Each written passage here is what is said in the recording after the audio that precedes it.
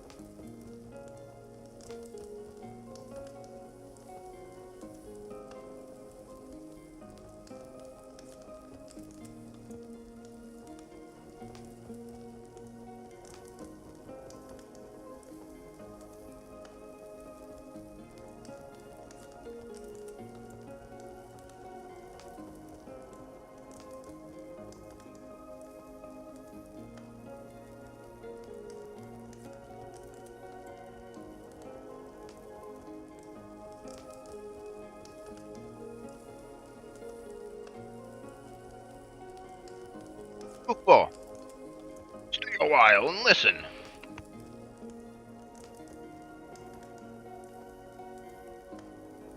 Just getting some water. Got a little ice water. Cheese? Cheese is here too? Huge. Huge. Gang's all here. This is it. Ready to roll. That's what I've been waiting for. Been waiting for you guys. I've been waiting. Huge. Let me go clean my glasses off real quick. I should have all smudged up. An interview? Interview? What are you interviewing for? I thought you were a professional legacy streamer, like me.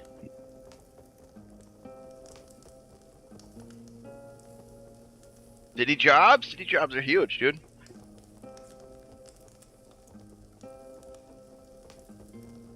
Yeah, I finished my first house. Got my tools over the next one. I'm kind of supposed to be over there, but I need some materials. And so I called the office and I had having them order them. I kind of made up an excuse. I'm not lying. I'm just doing what I need to do. I noticed I hadn't streamed in like 4 days or 3 days, so gotta get some stream time in. I'm missing you guys. Been over there talking to myself at these houses. Realize how much I talk to you guys all freaking day. Yeah, money's real, dude. You gotta have the cash, man. Doesn't matter. Yeah, you gotta. One down, yeah. Also, dog sitting. It's gonna be a bit hectic.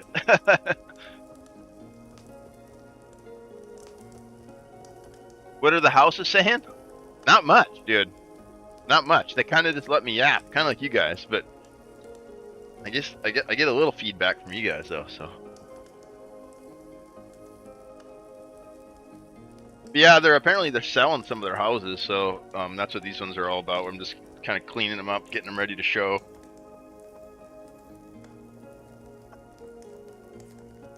Talking to a brick wall. Yeah, but yeah, it's funny. Like after I stream for, I was looking at my stream hours. I've been streaming a shitload, you guys. I yap all the time now. It's funny. It's like changing my personality, becoming more outgoing, less introverted. Probably a good thing. Yeah, we're gonna watch the dev talk here in like a half hour. Oh shit, Spidey Man, what's up? Welcome in, Spidey Man. Welcome in. Yeah, I think streaming's working out for us. Like I think it's doing me good. Making me feel more comfortable to be social and meet new people and just yeah, it's like extending gaming for me. It's like changing gaming a little bit, you know? Like less of a solitary thing now, you know? Work, want to say stop by? Hell yeah! I'm kind of playing hooky today, so we can catch this dev talk. And I noticed I hadn't streamed in like 3 days, and I was like, oh man, I've just been so tired when I come home. I sit down in my chair and like I try to like game or something, I just fall asleep. I fell asleep so early last night. Ugh.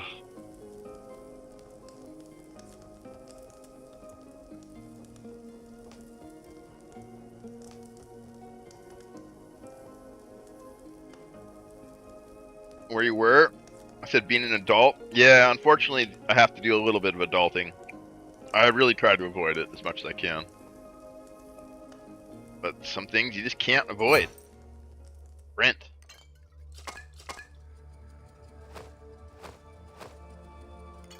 It's here.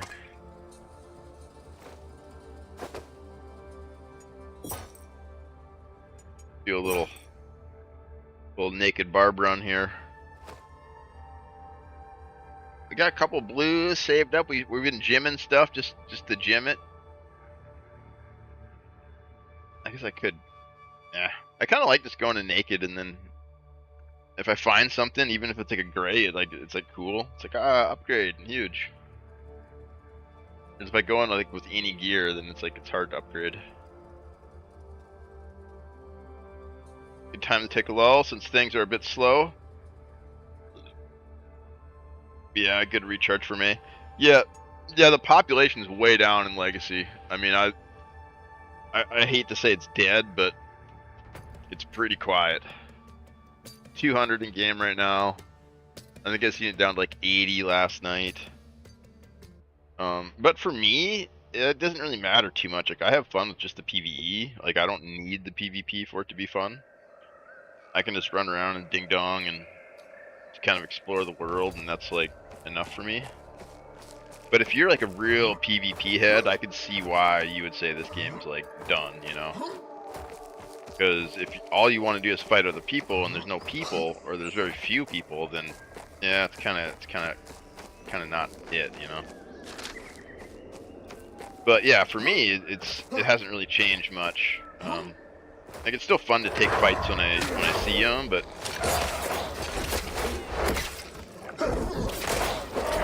yeah, I don't know. Hopefully this is like Battle of Helm's Deep, and then Gandalf's gonna show up, turn the tide. A wizard's gonna come and save us. PvE is always hard to balance around, especially entire success is reliant on a healthy pot. Yeah, it's true, man. I've been saying this since day one, and you can't have multiplayer games without players, right? Like, that is the one thing you need, and it's for the simplest of games. Like, all you need is players. That's all you need. But you can play kick the can, you can play tag, you can play hide and seek without any mechanics or tools. You just need people, you know? That's like the one thing you can't get around. So I've always encouraged, and some of my earliest feedback too, I was like, make an offline mode where people can do a campaign or something like that, so then no matter what, they always have that experience they can return to. But I don't know. That's kind of a different vision, I guess. And if you're not really interested in providing that, then you just got to go all in on the PvE, and then just, you know, ride or die that. So maybe it's good not to hedge your bet, you know? Because that's kind of what I would do, is like hedge my bet, and then... But you wouldn't be able to focus fully on what you wanted to do. Yeah, I don't know. It'll be interesting to see what the dev talks about. Really curious to see what they got to say. If they got any big news from GDC, how that went. Because some big publisher money would be great, right? If they could get some big publisher money from like Sony or somebody, and just like really pump up the advertising for it in May. Some people are just content having PvE for 25 lodge upgrades. Yeah, I don't think it's... I think that's kind of a full game almost right there. I mean, maybe not quite a full game, but it's pretty replayable. I mean, I've spent $25 on worse games, I'll tell you that. You know? I've spent $25 on... I've spent $60. I've spent $80 on AAA games that I've played less, you know? Like, I bought Starfield for $80. I think I played it 20 hours and was thoroughly bored of it. You know? So, I mean, the amount of enjoyment and gameplay I've actually gotten out of Legacy is insane for what I paid. I'm also really curious what they're going to do for drops. What kind of drops are we going to get? Are we going to get like freaking player skins? Are we going to get weapon skins? Like, I've bought in a game in 4 or 5 years, so much Plus just for free. It's true, man. There's so many free games. I've stopped buying games probably in the last 6 months. Very few games I've bought. They're just, I don't know, they're really expensive. I mean, I know they're expensive to make, but like, the value just isn't there in my opinion, you know? Like these games, they take so much money to make, but like, maybe we don't need that, you know? Like it's not really the graphics that make a game fun. It's the community, it's the gameplay. Like those are the things that make games fun, you know? Look at this, look at it. We got freaking geared out. We got gear. This feels awesome, right? It's just white junk gear, but like, I'm getting a little dopamine rush because we're getting freaking geared up here. What's up, Swan? We're getting huge. We're going 0 to hero, baby. We already got the boulder helmet. We're just gonna carry around a boulder and throw it at people. That's what we're doing. We're getting huge at the boulder. Ah, this is why I don't like to bring gear, because I can do this and then have a blast, you know? Yeah.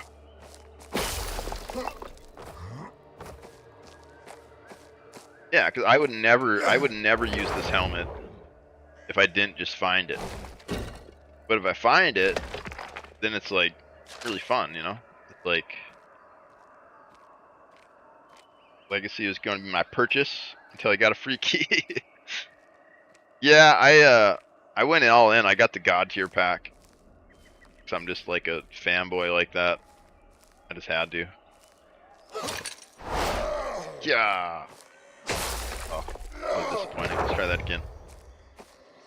Yeah, I would never run this helmet, you know what I mean? Like, so to go in with no gear allows me to play specs and stuff that I never would.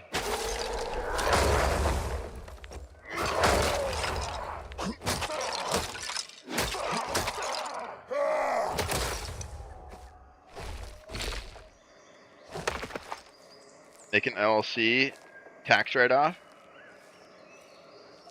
Dude, I used to have an LLC for my fine art. I used to have an LLC.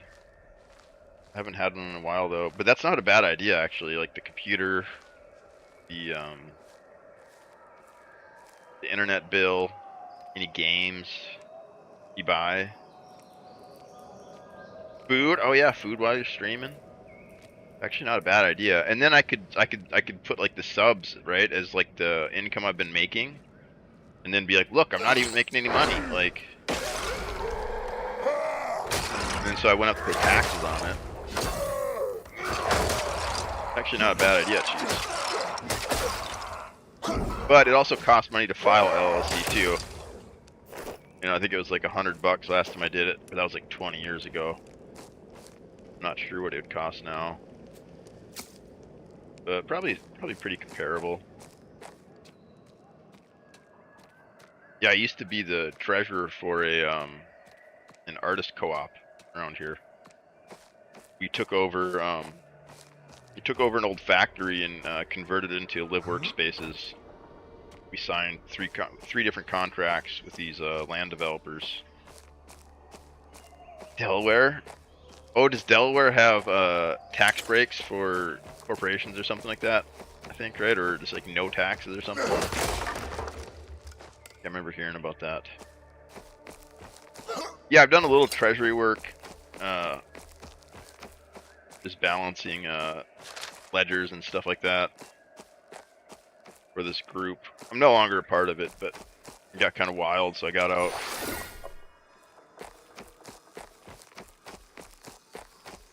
Yeah, I'd do the spreadsheets, file paperwork and stuff. The nerd stuff nobody else wanted to do because they're all cool artist people. Did I already check this? I think I did, right? Yeah. I freaking seen an anvil earlier in the church. I looked through the gate and I seen an anvil. It's the first anvil I've ever seen. I didn't have a key, and then I ran to the graveyard to try and kill stuff to get a key, and I could not find a key. I was so bummed. anvil is like the last thing I need for my lodge upgrades.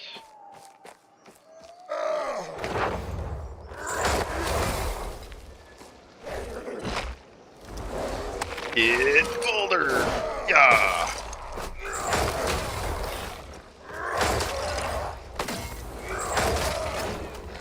We have 4 hammers now? Jeez. And 2 are barters. Oh, from the upgrades or whatever? That's the barter. Where you like spend splint and stuff.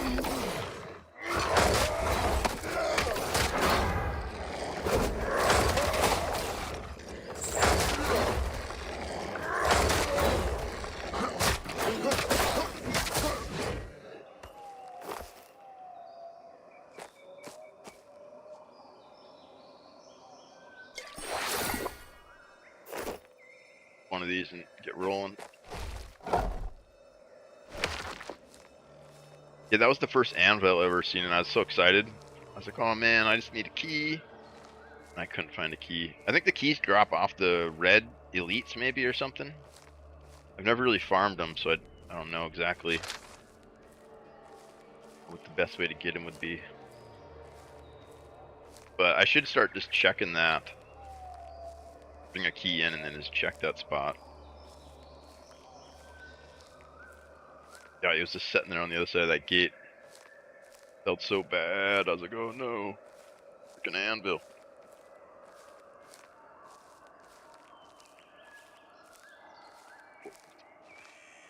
Yeah, I love this thing. It's so dumb. It's just so dumb. Like, I love the idea of it, but like, yeah, it's just not. I don't know if it's not well designed, but it's just like, whoa, what's he?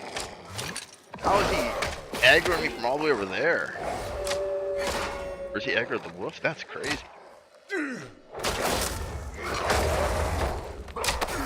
Yeah, this archer is freaking crazy. I love him.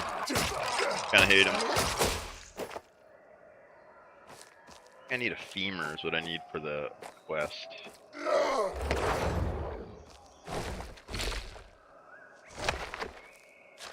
Right, yeah. I kind of want to go check the vault just to see if it's there, but I also don't want to hurt my feelings if it's there. I think we'll just pretend like it's not in there. Next time we'll bring a key.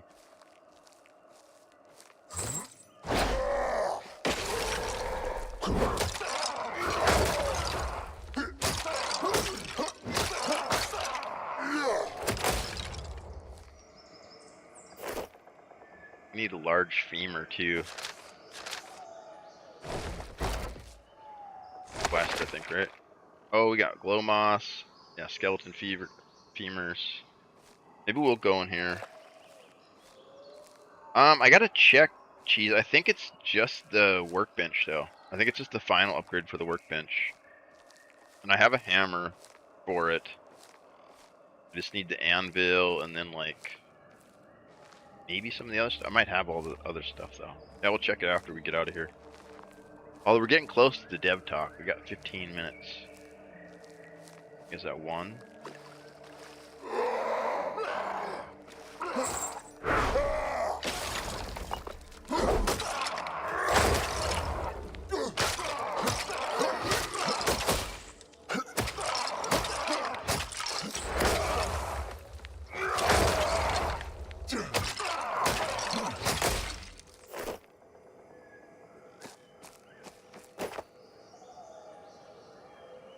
I just trade that. That's how I got my first one.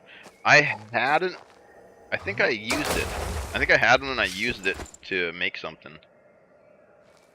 Or I might still have it.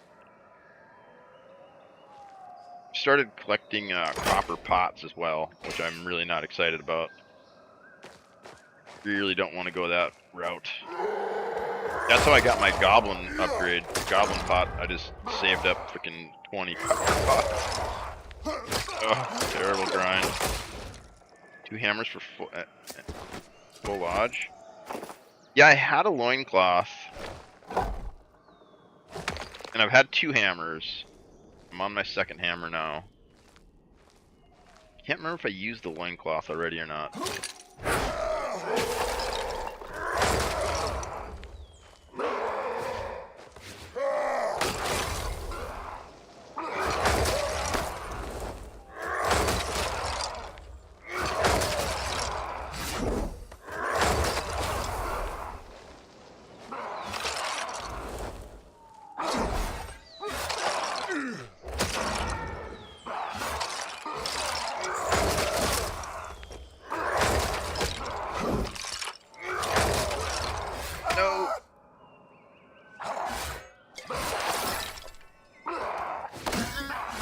Kill me. I'm gonna die. I don't wanna die.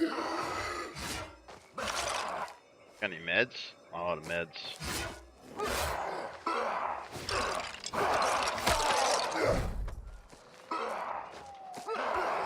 Oh, what do we have here? Hello! Oh, we're gonna die. No! Avenge me! Avenge me!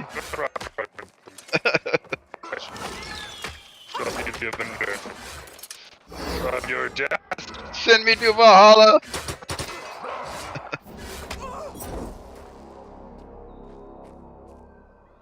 The red guy would have killed me anyways.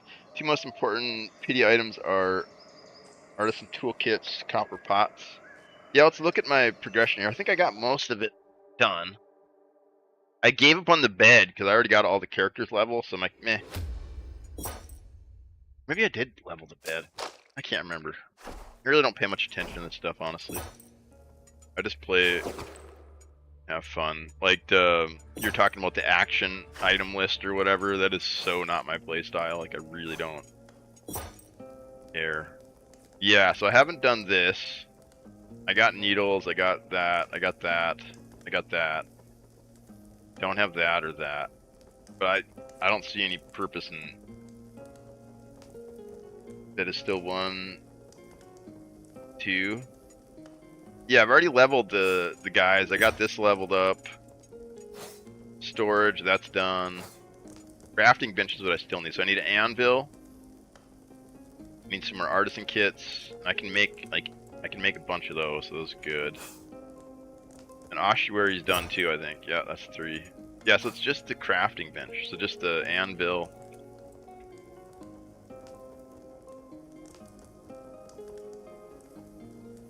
I think I just got another book, so I could probably make those.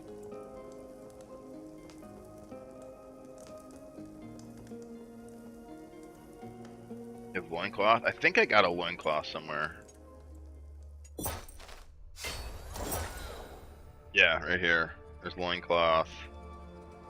Artisan kit.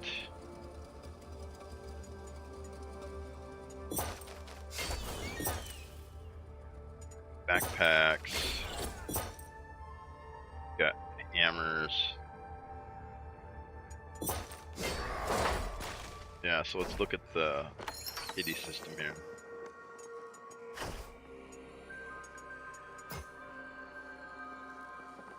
So Goblin Cauldron, but that is a crazy one to get. You can get it with the copper pots, which I only have 2 of, I think.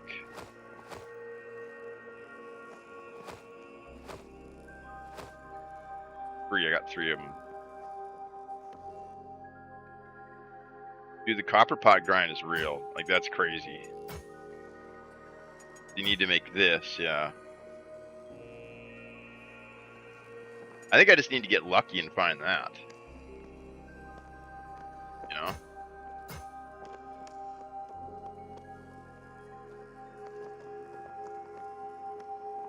Or yeah, just keep grinding the copper pots that I'm really not interested in doing. You know, the rough location's not bad. Yeah, there's one on the road, isn't there? 1 or 2 copper per game. Yeah, I've been seeing them more and more, but yeah, I've never really pinpointed where they're at. I know there's one spot on the road that Butcher showed me, and then there's those treasure rooms. Which I got the treasure keys for. I just gotta start running them. But people are always there, so it's like I'm always kind of like looking for a brawl. I go there. Spray and pray for anvil, RNG. Take much longer. The visual exploit. Yeah, I think that's what my... Because I got a couple keys somewhere. Yeah, I got 2 keys.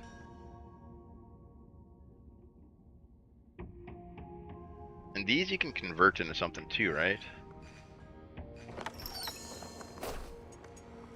If you turn those keys into something. Skull key, yeah. Follow elixir 3. That's kind of expensive though. Let's join the Discord. Dev talk can start in 4 minutes here. Get into the stage.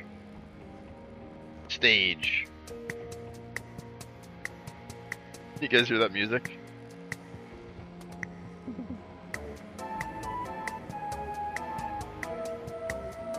Oh, this reminds me of the music from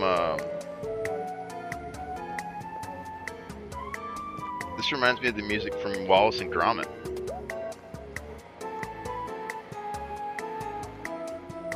Grand Day Out.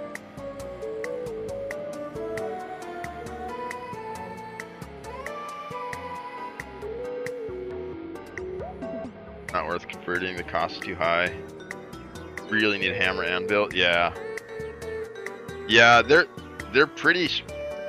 I mean, I like that they have the pity items, but man, they are a grind.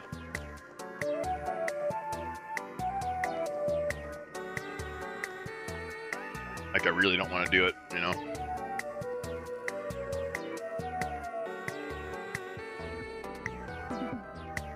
Yeah, I really prefer my casual gameplay of just going in, no plans, just kind of going in, taking what comes, and that's good. That's good enough for me, man.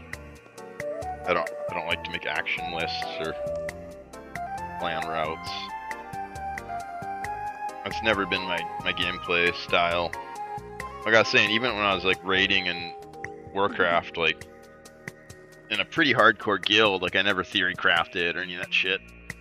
And we got, like we did like the first, I think 2 or 3 bosses in Nax, which was like super elite. Like 1% of the guilds in the world cleared that dungeon, or that raid.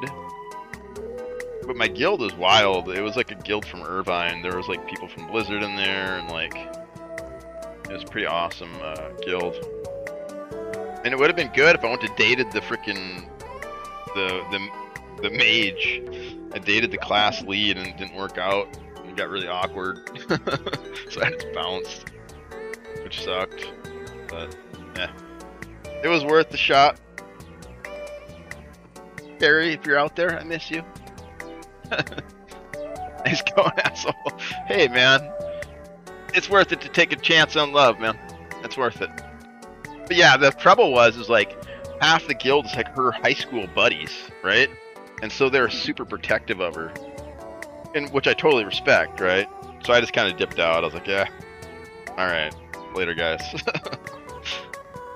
But yeah, I still miss those guys, man. That was probably like one of the peaks of my gaming experience or whatever. But yeah, don't shit where you eat, man. That's the lesson I learned there. But I don't know, maybe it was worth it because like the potential for that relationship would have been great. Oh, you always second guess those kind of decisions, man. Like, but yeah, and there are a lot of them in my hometown too, so it was like nice. Like we'd hang out and have barbecues, and chill, talk about games. It's good times, man. Yeah, I guess I don't regret it now that I think about it. It's worth a shot. You miss 100% of the shots you don't take, right? You never know. Yeah, you never know. And I think it's worth the risk sometimes. Although now I'm just like celibate. I've just chosen to be a hermit. I don't care. I don't care anymore. I don't want a relationship. It's too much work, man.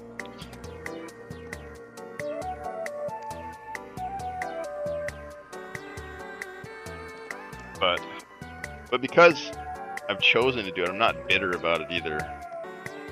You know, look at this. Look at this. We're doing crazy shit here in the counting game. I'm using hex and the hex code and what else? There's another code I'm mixing together here. He's doing some what is this, trigonometry? Because people are just fucking it up. They're just like typing in 1 and shit. So we're just having fun with it and like using code and playing with it a little bit. So what's going on here? What are we going to talk about today? I'm excited. Are you guys excited? This is the first talk we've had in like a couple weeks, you know. I think they're going to talk about... Yo, what's up, Blackthorn? Welcome in, welcome in. Huge. We're about ready to listen to the devs, see what the devs are up to. Hopefully they got some good news from GDC, you know? Yeah, long time, dude. I've been offline for the last 3 days, too, working. I'm just so tired when I come home, man. I just don't have the energy. I took today off. I needed some supplies for my next job, so I put an order in at the office. And I moved all my tools over to the next job, and then just decided to come home and hang out with you guys for a little bit. There was a big storm last night, too, which is wild. Crazy freaking lightning storm. Pretty awesome. You can join the chat, just listen. Hell yeah, dude. Hell yeah. Yeah, thanks for chatting, Cheese. Thanks for chatting, dude. I'll probably be doing an 8-hour stream now that I'm locked in. Now that I'm here, I'm online.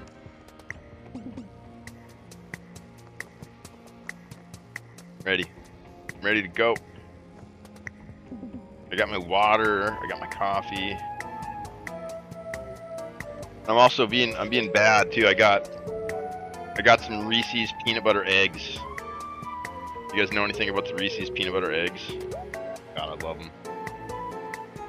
They're so bad though. Each one's got like, look at the calories and shares. It's terrible. Each egg has 17 grams of sugar. Oh god.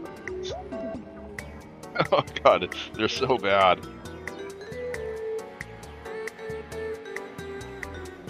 3.5 grams of saturated fat. That's 18% of your daily fat. These things are terrible. So delicious though. Alright, here we go. Chris Kaliki, what do you got? Show us what you got, Chris.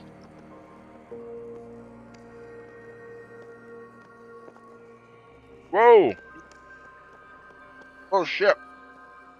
Got a problem here with the sound.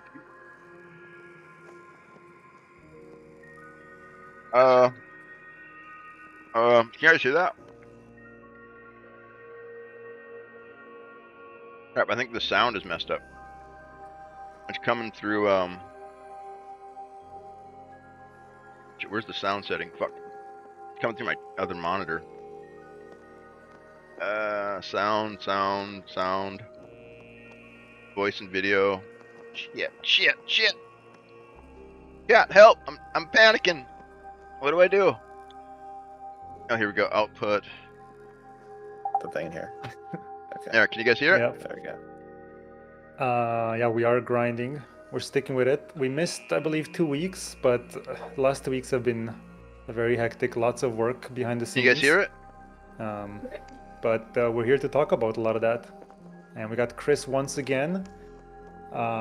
We have some our favorite things, some presentations, some PowerPoint presentations, thanks, Blackburn, you're some freaking slides huge. prepared. You're huge and on the as house. always, we'll take questions from the chat. I'll take questions at random because lately we've been having like too many people. We can't invite everyone on stage, so we'll randomize it. Okay. So if you have a question, you can raise your hand, and I'll drag you on stage once the presentation's done. Look at all these people. This is great. Yes, you can take it away.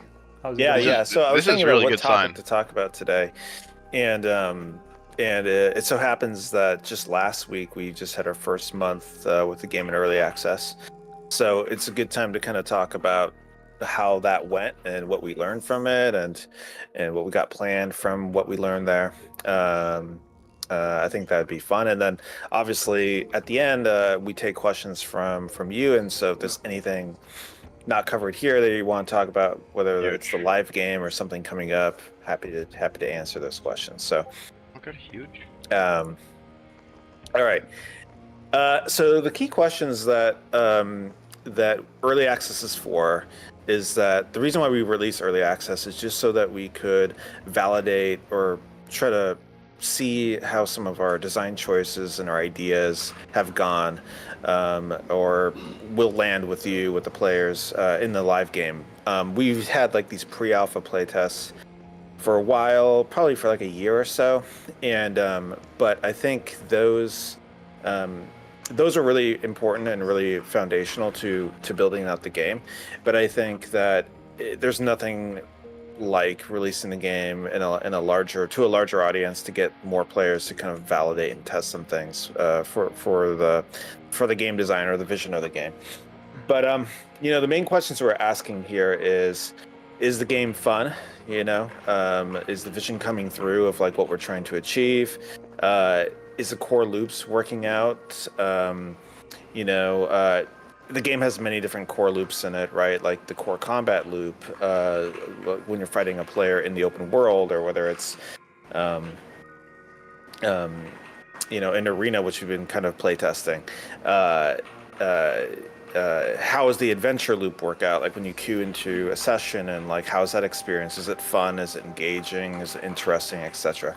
And then the vendor leveling. How's the vendor leveling going? Campaign, the campaign quests that we have. So that was another thing that we had questions for this early access. How retentive is the game? Retention is by far probably the most important metric for us and for any kind of live service game is players coming back each day and that sort of thing. And if they are falling off, why are they falling off? And then the last question is like, who are our players? There's a lot of assumptions that I had who our player would be, and it's been a little bit different than what I expected, which is awesome and fun to see. So anyways, these are all like kind of the main questions that we had. And so far, we just have a month. It's just like a little over 30 days since the game has come out. But what we've kind of learned so far is that, and we kind of knew this was the case also through the pre-alphas, but we do know the game is fun. It's not a game for everybody. It's not supposed to be a game for everybody, but I think for those players that it is for, it's a really fun and engaging game, unlike anything else that we could find else on the market. So that's a relief. It's really hard to make a good game. It's really hard to make a game for a new studio with a new team, and so we're really happy about that. We do know the game needs more content. By far, the most number one feedback that we get for the game is that it needs more content, and so that is what we're all working on right now, which I'll talk a little bit about later, but we talk about this each Meet the Devs. And then the second thing is that the game needs a bit better new player experience. Something that we added to the game right before early access release is Goldbrook, which is like a little tutorial area. They kind of teach. It's like a little safe space that you could learn the game in if you want. Some of the combat system and stuff like that. So that has been somewhat successful. It was one of the things that we did pivot to a little bit during development. That slowed down some end game things, but then we felt that was worth it. I do think it was worth it, but I think we could do a better job at guiding new players to the game. I think we all want the game to be successful. We want the game to grow, and in order to do that, we have to make the experience a bit better for new players. And the third thing is the game has good retention already. It's only 1 month in, so we only have 1 month of data, but it is above industry averages, which is good. Obviously, our concurrency isn't super high, but that was never really our goal for early access. If it was really high, that'd be great. If it was average, that's fine. That isn't our goal right now. Is to have the game pop off and be number one, because we still have a lot more work to do, more screws to tighten in this game until we want to like bring it to a broader audience, which will also include bringing it to console in a year. Is kind of our goal. So there's a lot of work that has to be done until we start marketing it hardcore like that. But anyway, so there's more room for improvement, I think, for the season journey, and this is something that is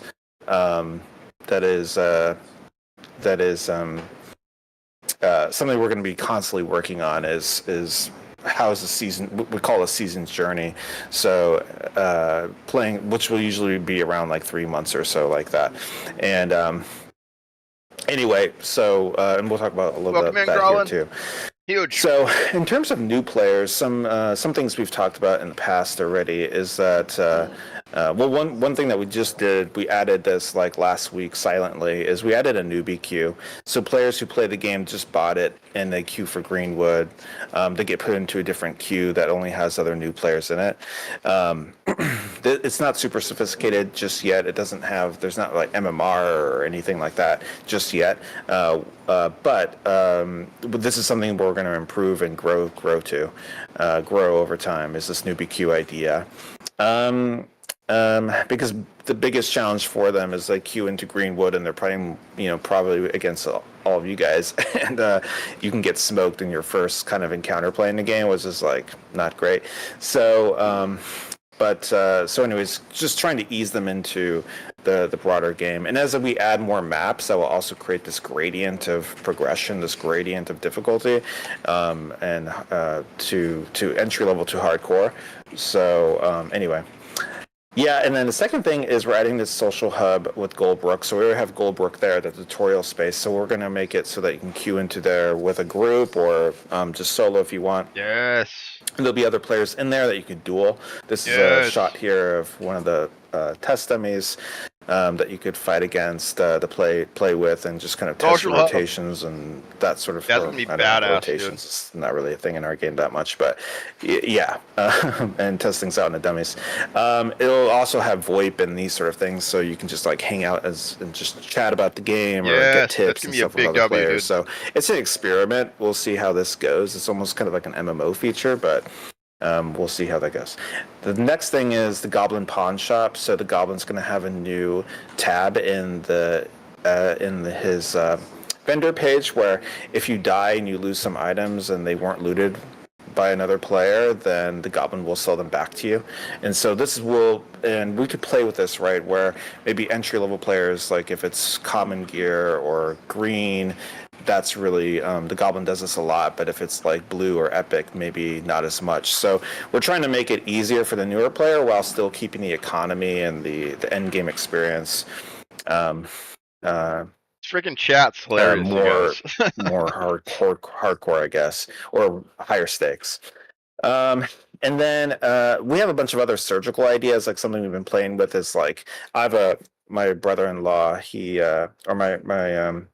My brother-in-law, he was playing the game a lot, and I met with him when I was in NorCal going for GDC, and he was playing the game a lot, but then he was like kind of low gold, and he was like kind of trying to figure out how to get out of this like gold hole, I guess, or this from being poor. And so something I kind of thought about is like maybe if we have like quests that if the player has low gold, they could do something and try to get them like back on track. So but for newbies as they learn the game. So there's all these like little small ideas that we could do. And then I say entry level map here, but the idea is that we will create more maps in the future, and like we want to have like night versions of the map, which is something we're doing R&D on right now, and those will have higher quality loot and then higher difficulty mobs in them. And so as we add more maps, like I was saying earlier, it creates this more gradient of progression and difficulty so the newer player can start in some of these easier maps, let's say. And then in the future, we do want to add like a karma system, which will something we've been talking about is like if a player's a newbie, they would have like a little icon on them, so when they queue, other players could see, oh, this is a new player, and have some context of that they're trying to learn the game. You know, they're not bad, they're just new. Obviously, enemy players won't be able to see that, but your allies might. So that's just kind of an idea we've been thinking about. And then, other mentoring features. These are all in the future. Like, they take a lot of time to build, but it's something we could do in the future, I think, to help help the newer player. And then planned updates for the core player and for everybody really is we're hard at work right now adding new content. And so two biggest things in this upcoming content patch that will be basically season 1 is the wizard class, which I'm working with Andre on right now, and then this dungeon map. And the dungeon map we've been doing playtests almost like every day with a dungeon map, and it's really interesting because I don't know, it just feels like a different game in some ways, just because the tighter corridors and it has multiple, layers and all these things like that. So, anyway, very excited about that. There's going to be better leveling experience with vendors, so we're adding quest lines. I'm excited about not sure if this will get into the patch or not, but it's something we're working on right now, which is quest lines for the vendors. So it'll feel like less grindy of just like I buy and sell things from the vendor, and that's how I level them up. So it'll be more engaging to level the vendor. And then fleshed out crafting for rare and epic items. So we're adding more modules or more furnishings to the lodge. There's actually a bigger update for the lodge, just this UI presentation as well. And some of the modules or the furnishings, like the transmutation device, will be important to craft like rare and epic items. Duo queue, I mentioned this in the previous Meet the Devs. It is something we are adding to the game. We're waiting to put this in till when we do this next season, or the actual season 1. So, but it's internally we have it on and it's working, and so that will be cool to have as well. And then other interesting experiences throughout the season is something we're talking about doing. So we've been doing this a little already.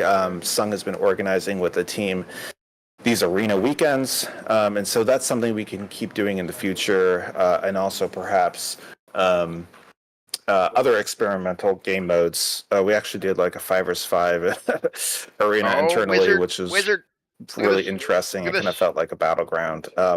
So anyway, we're going to be experimenting with more modes and stuff. This is the time to do it during early access, and Mel's hooking up it's going to be chaotic and crazy, but that's the whole point. So anyways, these are some of the planned updates for everybody, for the core players. And then wanted to address a few topics before we go into the Q&A that the Sung gave me that were popular from the community. First one is, when is the content patch happening? It's our target date right now is in May, in the middle of May. And so that's what we're working towards right now. We'll see how that goes. So far, internally, with everything, the playtests that we're having, it's feeling pretty good. So, anyway, that will be in May. And so with this patch, we're going to do some marketing. We're going to do Twitch drops, actually, with the community. So if you're a creator, sign up to the Legacy Creator Program. And then some other surprises there. And we'll do a full wipe as well, flush the economy of some of the bugs and craziness that we had this first month. And Duo's queue, as I mentioned, will be in this patch as well. And then the last thing is the Deathmatch Arena mode. What are the plans for it? So we've been playing a lot with it, right? And it's mostly just kind of just for fun to do all these little experiments to see, what feels good and that sort of thing. And a lot of you guys have had really great feedback on the Deathmatch mode or the Arena mode, and so really appreciate that. And so it will become a bigger mainstay feature at some point in time. Don't know when yet. Could be the May patch, could be in the future. But we'll probably be doing more experiments, more tests in the coming this month, maybe in May and beyond. So anyway, those are the main topics in the community, and really wanted to like carve off a lot of time to just be able to answer any of your questions that you have about the game. Yeah, Andre? Yeah, we're ready to take some questions. We have some people with their hand raised. I also wanted to mention, because you were saying you Yeah. basically said that we're gonna have a 2v2 game mode. Next week we will try a 2v2 deathmatch as well. I believe it is next Saturday.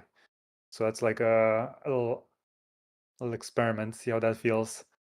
Okay, counting Yeah. time. We have 6 hands. Chris, give me a number. This is easy to count. 7. 1 to 7. Who do I pick up on stage? 7, yeah.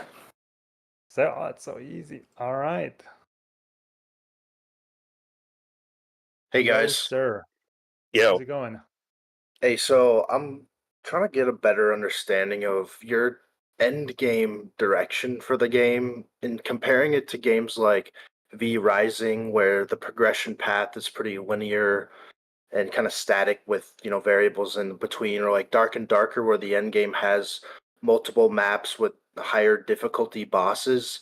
Is your goal right now for the end game to be that new map, where in the current map that you have, it's just kind of fights around the boss? I know you touched on that last dev meeting where you plan to change that, but in more of the games, it just seems like a congregation point around the boss, and there's not really much else other than grinding quests or the reputation vendors and just organic interaction in the world. But can you elaborate on what you see for the future there? Yeah, good question. Yeah, that's something I didn't talk about as Morthog yet. So we're working. Actually, I have a meeting right after this to talk about about this specific topic. But so Morthog is another experiment, right? Or as a boss encounter is another experiment. I love the idea. I think what our combat system in the game it has a lot of potential to do these scripted boss encounters, and so and Morthog, I think, is a good first rep at that. We're going to improve the encounter and make it a bit more sophisticated and change the room a little bit, I believe, in a future patch, like probably in the May patch. And then, kind of our philosophy on the boss, we can go multiple ways, right? One could be, well, you fight the boss and then, yeah, someone says in chat, you kill the boss and then you get extract in the room. Maybe you got to do it quickly, so you got to loot him and get out. So there's some tension there. Or it could be essentially a siphoned off experiment. Like you could just do an instance where you need a key and you queue for the Morthog encounter. If we just wanted to say, well, screw it, why does it have to be in the zone? It could just be somewhere else. Or we can go more hardcore with it and just say Morthog is intended so that other players can gank you while fighting him, and he's kind of designed for that, or he roams around the zone, let's say. So I think we're going to play with a lot of these different ideas in the future. I don't have anything to share just yet on what we're going to do with Morthog's room and encounter just yet, but it's a good question for the community to feel like, to see how we feel about the bosses and what people would like to see. I kind of think a lot of these different experiences, like some being roaming bosses, some like a world boss or something, and some being like a more scripted encounter that has a door that closes and, the player has a chance to do it, and it's within the zone. I think all these things are interesting, so we'll probably play a lot with that.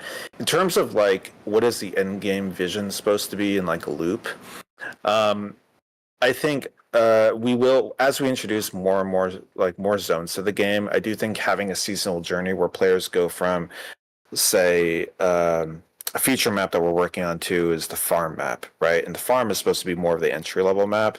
And so if you go from farm day to maybe farm night to Greenwood day to Greenwood night, and then you go into the dungeon or some other different modes at the end of the game, could be interesting.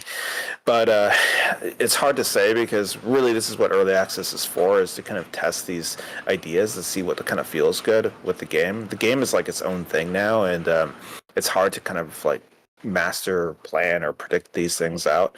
But I think what we'll probably do is just add more content to the game and kind of see how it organically just ends up. But that's kind of the idea, is that you would graduate to some maps, but we don't want to make it to where it's just like I will never queue Greenwood after I get to like the dungeon or something like that, right? That is like a failure, I feel like, if that's the case. But you should still so there should be some graduation, but not like hardcore, like you just don't queue the other maps. Like that shouldn't be the case. I don't know. Sorry, I didn't really answer your question exactly, but that's kind of how we're thinking about it. I appreciate the answer, and maybe just a suggestion from me would be like if you're doing a Yeah. night version of the map, some of the like bigger elite mobs turn into like mini bosses that have more rare loot or like higher tier loot in the night version, where they actually have like a few more mechanics or something to make it better, kind of like mini ogres out in the world or something to that extent that kind of separates the constant team fight of like 3v3v3 at Morthog, and the winner basically takes the boss type of content. Right. No, I like that they're idea. sitting there getting ratted by Timmys with no gear. Yeah, I just actually I've been busy, but I killed Morthog with some folks in the office the other day, and we had like PvP fights. It was like just like a gauntlet of PvP up to get to the boss, which was kind of fun, to be honest, but also just like I could tell like that's where the meta and where the game is kind of turning into for the end game player. And then we did kill the boss, and then after that a team was waiting there, and then we fought them, and then we killed them. And so it was a fun like player story that happened there. So there is something cool there, but I do agree, like everyone just camping at Morthog at the end game is not really intended. Or but anyway. Thanks, guys. All right, thanks for the question. Thanks for the question. Yeah, sorry. I'll try Alright. to answer questions quicker so there's more of them. I mean, just whatever you think is appropriate. I've got 1 to 11 now. Oh, 1 to more than 11, 13. Okay, let's do one. Because I always feel bad if that was the person who raised their hand first. You want the number 1? Yeah, All right. go ahead. Number 1. I can't see your name, so I don't know who I'm inviting on stage. The Bronze Sorry about Spirits. Hey, how's Yeah. it going, guys? Theo, how's it going? Hey, so I had a quick question. You kind of covered it with the quest line with the vendors, but I was wondering if you guys thought of maybe doing like a giant weekly quest to retain players on a weekly basis. So like maybe like a larger kill, 200 players or kill 500 skeletons, something like on that scale of, and a bigger rep reward for that. Yeah, I like that idea a lot. We've been talking about, so a good way to think about the architecture and design of the game could be there are things that reset or change. There's something you look forward to multiple times per day. The example of that in the game right now is the quest board. So the quest board will reset. I think it's like every 3 hours or so. So that's something that as you're playing, it feels like things are changing. There's like things to look forward to, like the quests are resetting. Okay, I'll do those, and then I'll log off. Right? Like it creates this like engagement. There's something to do. And weekly, the only weekly thing we have right now is the Ossuary. The Ossuary resets each week. It was kind of my idea of like doing, in WoW, the game that I worked on before this, there was a lot of weekly resets sort of things, like you resets, and then you could buy like your arena gear, and there's like your ratings got set and all these standings and stuff like that. So it was cool to have like a weekly anticipation thing. And so the Ossuary right now is it's just a stub right now. It will be improved and more interesting gameplay added to it later on. May interact with the arena system in some way, right? So that was kind of current idea and a weekly idea. But yeah, I agree. Like if we could add some weekly quests as well, that'd be interesting. A weekly quest could be to kill like 3 elites or Morthog or some other mini boss, right? So that's another interesting idea. But I agree, that's a good idea to add more weekly cadence things. So the idea is to have multiple times per day, daily, weekly, and maybe seasonal. And so I've talked about some seasonal unlocks in the past, which would be like could be titles or achievements or some cosmetic item for completionist, like if you complete the campaign for that season, right? But anyway, yeah, good idea. The last thing I wanted to add to that is, if that is like a future idea, can we have it where, and it's just thinking, where we can change the vendor, because it does feel bad currently. Like if you buy like a mystery favor and you get it for somebody that you don't need the rep for anymore, which we can use in the trade system in the Discord, which is awesome. However, but it does feel bad to grab that. Got it. I will mention that to the item progression designers as well. That's good. That's a good point. Yeah, thank you That's for the it. Thank you, question. guys. Thank you for the question. And yeah, there was one more thing we were thinking about, and this is not a promise. This is just like one idea we were kind of floating around, was sort of a weekly quest that, like Chris said, sends you to kill the ogre, and then only once a week you would get some item that you could convert into like a special piece of gear, kind of like how tier sets worked in WoW. It was just the ideas we're throwing around for now, but yeah. All Yeah. right, let's add. I'm gonna pick one, okay? Go ahead. Yeah, it's Andre's choice. I'm gonna pick our VIP. It's benefits. Mr. Growl Ron has been invited. And if you guys have questions in chat, I can like answer in chat as well while Chris is answering, verbal questions. What's up, Mr. Ron? You're muted, by the way. Favoritism? It was the only name that I could see. I have a streamer mode on, so all the names are hidden except for his for some reason. Hello.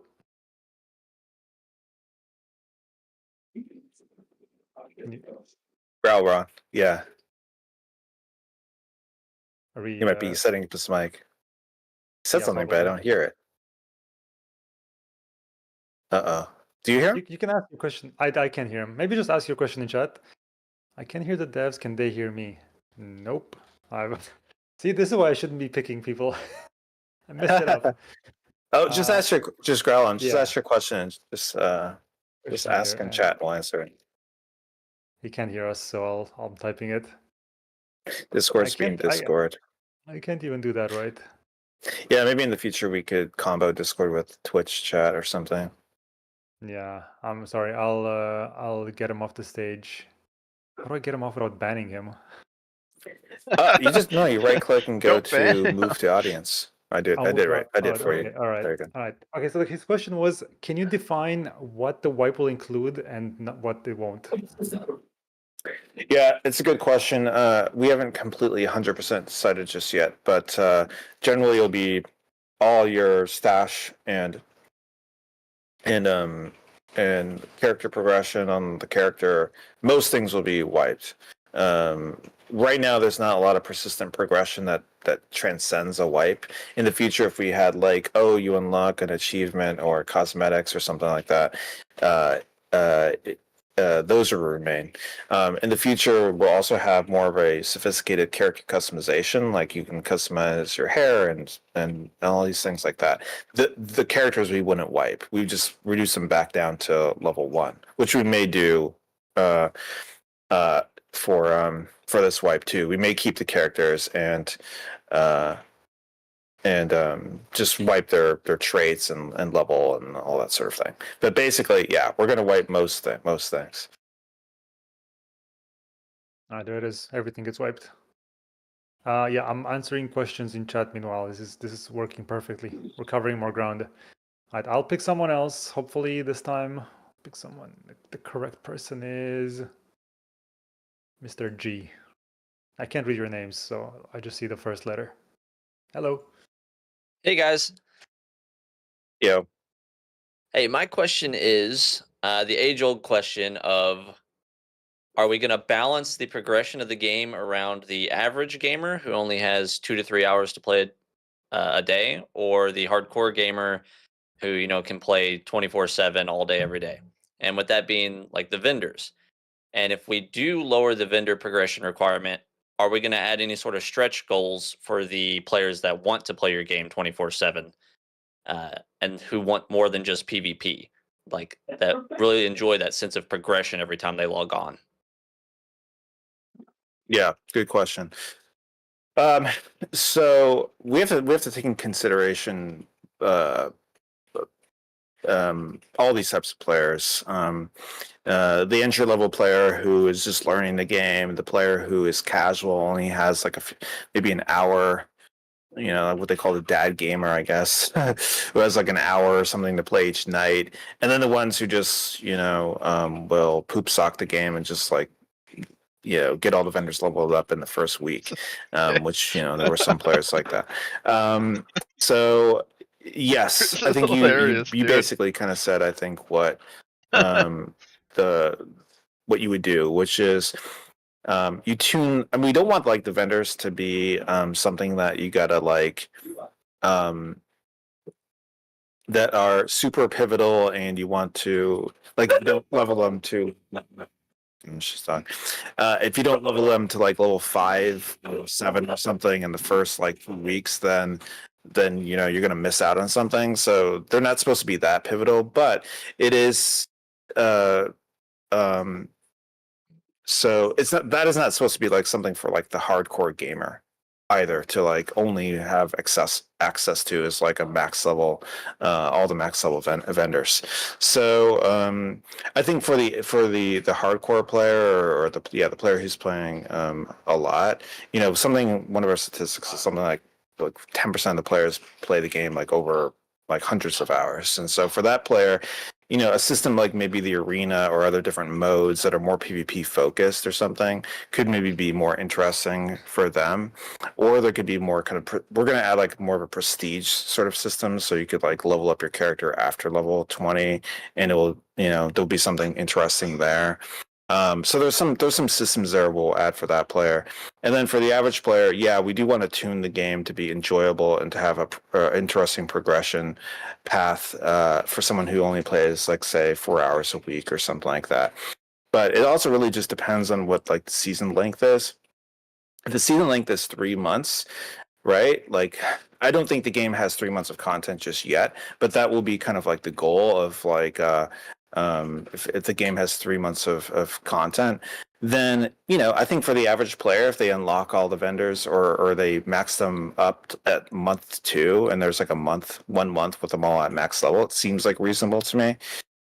Again, this is going to be something that we'll have to test to kind of feel out. It's really hard to kind of just theory craft that one, but anyway, again, sorry, there's not really like a set answer. It's just like a lot of philosophical thinking about that.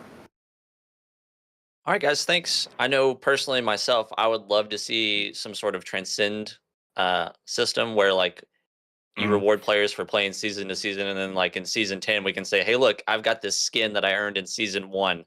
I've been around forever, my man. Yeah, no, I love that. I love that idea. Yeah. Cool. All right, thanks, guys. All right, thank you. Thank you so much for the question. All right, we got. Do you want to pick one, Chris, or should I pick someone? Go for it. You do it. 1 to 16. I'm ready to count. What's your favorite number, Chris? 5. Oh, I think you said 5. 1, 2, 3, 5, yeah, 4, 5. I didn't hear that. I just saw the see the lip Hey, how's it reading going? thing. Yo. Yeah. I had a quick question. Yeah, you probably won't answer it to the fullest because it's a question in nature, but are you guys wondering if, or I'm more so wondering if you guys are adding like a blink ability or like a frost nova to mage or some type of movement or like CC? Good question. Yes on both of those actually. The wizard's evade is kind of cheap. If you think about the rogue one, the rogue's evade, it's shorter evades, but it's cheaper, right? So the wizard actually has a similar design where his evades are cheaper. And the first evade is kind of like a normal evade. The second evade he's invisible while he evades, so you don't know where he's going. So That's kind of like cool. the inspiration here is like Pikachu from Smash Bros. And then the third evade, Dude. he has like God. lingering invisibility for like a short amount of time. Holy shit. Like a second or It's so. gonna be strong. And so the wizard's kind of Dude. slippery and Oh my like God. master evasion kind of thing. And Well, so we're playing wizard. and then he can like power up and light himself up and do a bunch of damage. So Dude. he has this glass cannon slippery sort of gameplay. And then as for Frost Nova, he has two weapons. He has the Ember Staff, which is fire damage, and then he has a second weapon, which is called the Frost Orb. The Frost Orb kind of feels like the Shatter Mage from WoW a little bit. It has Frost Nova. It has like like a Frost or a Frostbolt kind of gameplay, like. So yeah, he does have a Frost Nova-ish kind of ability and gameplay, but yeah. Sweet, thank you. Yeah. Have a great day. Yeah, you too, friend. We Yeah, got the wizards full already answer. sounding crazy OP, Yeah, people man. are Yeah, asking there's for- there's some crazier things that we haven't mentioned, but we'll keep to ourselves for now. The crazy stuff is gonna be a surprise. Everyone's asking Yeah. for wizard nerfs already. No one's even seen Don't. it. So It's our vision with the classes, like every class should have crazy things, but then it's somehow like everybody has crazy things, so everything should feel crazy. If they feel that, if every class feel like they need nerfs in some way, then we know we're doing our job. But yeah. Yeah. And apparently the follow-up question is, when is the wizard nerf? That's the next question. All right, I'm gonna invite Mr. Dice Host, professional priest. Hello. Hey, Chris. Can you guys hear me? Yo. Yeah, I can hear you. Yeah, so I know GDC was last week and Chris and Siong were a part of that. I was wondering if there's anything outside of the NDA that you guys could share with us on how that went. Oh yeah, good question. Yeah, so GDC was last week. Someone mentioned I look tired. Maybe that's why. I don't like traveling. I don't like having long meetings to talk to non-gamers. So anyway, it was good. It was good. A lot of meetings that lead to more meetings, basically, which is like normal. But we talked to many different investors and publishers about the game. A lot of people had really great things to say. So we're doing all these follow-ups now. Kind of the goal perhaps could be to get a publisher. I mentioned like we want to go to console, and so we talked with Microsoft and Sony and a bunch of others. So Console could be huge. once we have more updates, like something more concrete, we'll share it with all you guys. But yeah, there was just a lot of talk about the game and the vision and things that we've talked about Amita does a few times. So. Okay, cool. Thank you. Yeah. Yeah, that sounds good.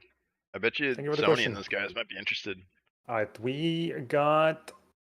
Who do we invite? I'm gonna invite this person. I like their avatar. It's a little mushroom. Mr. I. Hello, it's Toad. Toad. It is. You're right. I like the icon. Yeah. Yeah. Thank you for the question. So, I was wondering, you're talking about duo queue in a game that has a player base which is still relatively low. I'm wondering, how confident are you guys with the data you have that you won't split the player base in one too many section and make it so that there's less, players in 3v3s or in 1v1s? And after that question, I was wondering also, as a priest player, are we gonna ever stop playing Spark Roulette when we're priest against priest, and just wondering if we're gonna get sped up or stunned? Yeah. Good question. Spark So, Roulette. I felt it when I was leveling my priest for sure. gosh, I just had a. What was the first part of the question? Was what again? Yeah, I was just thinking about the priest splitting thing. Oh, dual queues. Oh, yeah. Yeah. So, 100% right yeah. obviously this is kind of also why we want to have it in the May patch when we do the season reset, because it's impossible to know the exact numbers or projections or something like that. But our assumption is that when we do a season reset, more players will come back, and the concurrency will be higher at that point. And so the duo queue then makes a lot more sense. We'll have to monitor and see how things go in terms of like how all the queues get split. We'll have more maps as well, and so we have to take that into consideration too. A good thing about our game is that you don't need like 24 people to start a match or whatever number. You could go into Greenwood day or night or whatever map that we have, these larger open world ones, just with a smaller group, and then we backfill into that map over time. So, and the player generally just wants to go and kill different creatures or these sort of things. So, most of all of our sessions generally at some point in time will peak at the max capacity in there, but anyway, yeah, it's a good point and something that we will just have to evaluate and kind of see how that goes. One option could be we just kind of at some point in time you can queue duos, some point in time you queue trios, or we switch it to different maps. Like you can queue duos in this map and not in that one for now to concentrate the queues if that really becomes an issue. But so we have some knobs there to address that. And then the second question about Holy Sparks roulette. Yeah, the Holy Sparks was something that I designed. And something that we're going to iterate on and polish in the next patch. I think the class. Someone asked like how we feel about the state of the classes. I feel like the state of the class is pretty good right now. There's still some bugs. There's some issues with the priest of a lot of her gear. Some of her gear doesn't function correctly. Some of the traits. So there's a bunch of things to improve. All over the place, but we've kind of like ran our limit of like just number changes that we can do in these hot fixes. There may be more that we will do, but we're redoing some traits, we're adding new ones, we're changing gear perks, we're adding new abilities right now. There's a huge list that we're going through of improvements and things that we want to do. If you joined the previous Meet the Devs, I kind of talked about the state of each class and kind of longer term goals with each of them, which is still pretty consistent to today. So things like, for example, the warrior having his different weapons feel more exaggerated differences between them, and more of a decision making between the mace and shield versus the death ball, etc. So there's a lot of stuff we're working on, but unfortunately, it's not stuff you can really like that is really great in a hotfix. It makes more sense when it's a full content patch. In the future, Meet the Devs, we'll start to talk about some of these changes that we're going to do, because it will be important to hear your feedback and get people to play test it as well. So one other goal that we want to have for this next patch before the May patch is to have a PTR so people can play test some stuff, and so look out for that. We'll announce that at some point. All right. So it's not something that will be as easy as adding a tint, like it's green, it's ally, it's red, it's enemy. Oh, that is something we do have listed out as something we do want to change. That probably we wouldn't hotfix, but yeah, something we would do in the patch. Yeah, Sung's in the chat. Maybe he could write that one down. All right. Cheers. Thank you. All right. Thank you. Thank you. All right, I'm gonna be the voice of the chat. Chat is asking if we have an estimation on ETA for this next patch. Not the May patch, but is there gonna be like a balancing patch or a tuning patch before that? And if so, do we have like a rough estimate for that? Yeah, generally there's no like so if we do a patch that was like critical bug fixes or class tuning, it'd be like on a 2-week cadence. So if we do anything, it'll probably be in like a week or two. But right now the team is mostly kind of focused on this next content patch. It's always like this, like, do we want to address things on live versus like the content patch? And for a while we've been focusing a lot on just live fixes because there were some critical things that were just like impeding the experience. But So mostly we're gonna like lean on towards just focusing on this content patch versus live fixes, but we'll continue to monitor things. If there's things that you feel like are super critical, let Sung and That's some wizard spoiler for you and there. us know like in Discord, and we'll take a look at that. I know some of the pain points right now, like the meta is shifting as well, which has been interesting. I feel like hunters now are seen as stronger. Part of this is with, some of the damage gems. I think with the Sentinel Strike, after people have been experimenting with that after the tuning on the Cyclone. So there's a lot of evolving things which you would expect in the meta right now. So, yeah. So, yeah, okay. Yeah, that's good. So usually every like 2 weeks ish, we're doing like these balance patches. But like Chris is saying, we're kind of all hands on deck with this May patch, where there's a lot of new content, including like the new class and the map and a bunch of changes to the current classes. So we're trying. Give me a number 1 to 17, Chris. 12. You cut out. You say 1? Oh, 12.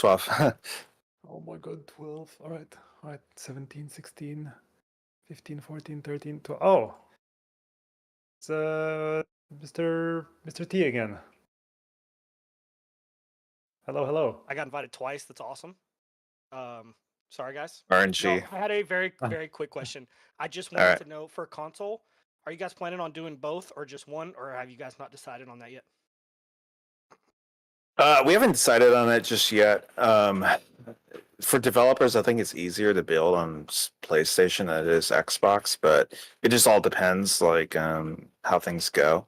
I don't think there's any reason these days. The console developers like Sony and Microsoft, they're fine. They want you to have it on both platforms. Or at least Microsoft's very much like that these days. So it's unlikely that it would be an exclusive, but it's hard to say. It really just depends on like how our conversations with each of the different studios or companies go. Okay, awesome. I just get that question all the time, so I just wanted to get a clarification. Thank you. Right. Yeah. No problem. All right, thanks for the question. 1 to 16 now. 6. 1, 2, 3, 4, 5, 6. Hello. Question mark? Oh, this person. You can't see their. Oh, you can't see their name. I can't see anyone's name, so that's why I just say hi. Oh. Here, let me just bring someone up. I'll just randomly choose. You pick. I'll answer chat. All right. Teamwork. Bringing Aragorn up. Oh shit! What's up? Mucka 2. Yeah, what up? Hey, so you guys already talked about the wizard a little bit. I just had 2 questions. Yeah. Will they have a polymorph, and can I shatter combo people? If I can, I will play this game for the rest of my life. They don't have any polymorph right now. Actually, I'm really polymorph. nervous about doing like CC like that. That's like, but I don't know. We'll see. True. And then shatter combo, they have something similar to that. Yeah, that's all I'll say right now. Oh, that's great. Perfect. Sweet. Thank you, guys. No problem. Good question. That was a fast one. All right. Let's see. How much do I have time for? Your answer is fast. Yeah. Oh, those are the easy ones. Anything can change, right? I wouldn't. Yeah, nothing's forever. But yeah. All right. Let's see. I'll bring up another person. Savage. Hello. Oh, hey. Yo. First, just wanted to say thanks for Legion PvP. It was the greatest time in WoW, the whole 14 years I played. But I just had a question on if you guys had a time frame on when we could expect to be playing as other races like orcs or the like, and how long you think we gotta wait till that might happen. Also, monk or druid class possibly ever in the future. Yeah, so playing those other races, it's something we talk about a lot. I think that there's just there's some production challenges of adding new races. We have to choose because a new race could be as expensive to as it is to make just a new class, depending on how we do it. Like, but so it's something that we have to budget out and think about. But it is something we definitely do want to do. We were just talking about it last week a little bit. There's plans in place and building it over time, but I have nothing really to announce just yet. And then in terms of Druid and Monk, yeah, those are both classes I've worked on in the past, on WoW. And actually, I was a Druid main and then a Monk main after we added the Monk. But so those classes are those classes are very close to me. Um, um, yeah, I feel like it's only a matter of time, and we experiment some of those classes like that, but nothing to announce just yet. Okay, awesome. That it's just good to know that that's something that we can look forward to. Again, appreciate the game, having a great time. Look forward to seeing what we get in the future. Awesome, thanks, man. All right, let's see. Maybe we have room for two more or so. These have been faster questions for me. Yeah. Go ahead, Andre. You choose. Just pick anyone you want. All right. It is difficult to choose, huh? I feel bad when I pick. I can't pick everyone. What if we just invite everybody at the same time? Just rapid fire. Yeah, like 5 seconds per question. Mr. Necrotic, I can see your name. You are muted though, sir. See, this is why you should never let me pick. Just not to play. Yeah. Oh, there we go. Hello? Yeah, no, we can hear you. Ah, perfect. All right. Nice to see you guys again. I was able to talk to you on the last one. Glad to see I'm able to do it again. I just have a question in regards to how combat is now. You said in the past that no class is supposed to be a hard counter to another, and I guess what I would like to ask is, are classes going to be able to do everything that other classes can do in terms of like attacks? Like, will Rogue get a technical attack, or things along those lines? Like dodge attacks and technical attacks and unstoppables and unblockables. Will other classes be able to do that in the future, or do you feel that that's within the design you have for every class to be able to do, or these things are going to be kind of isolated to certain classes for the sake of balance? Yeah, good question.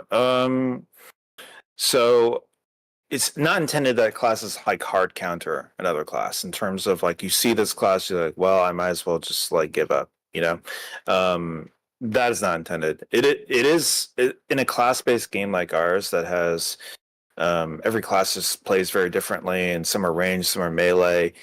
It's almost impossible not for them to have some slight advantages against each other, against other different classes, especially if you're talking about in solos.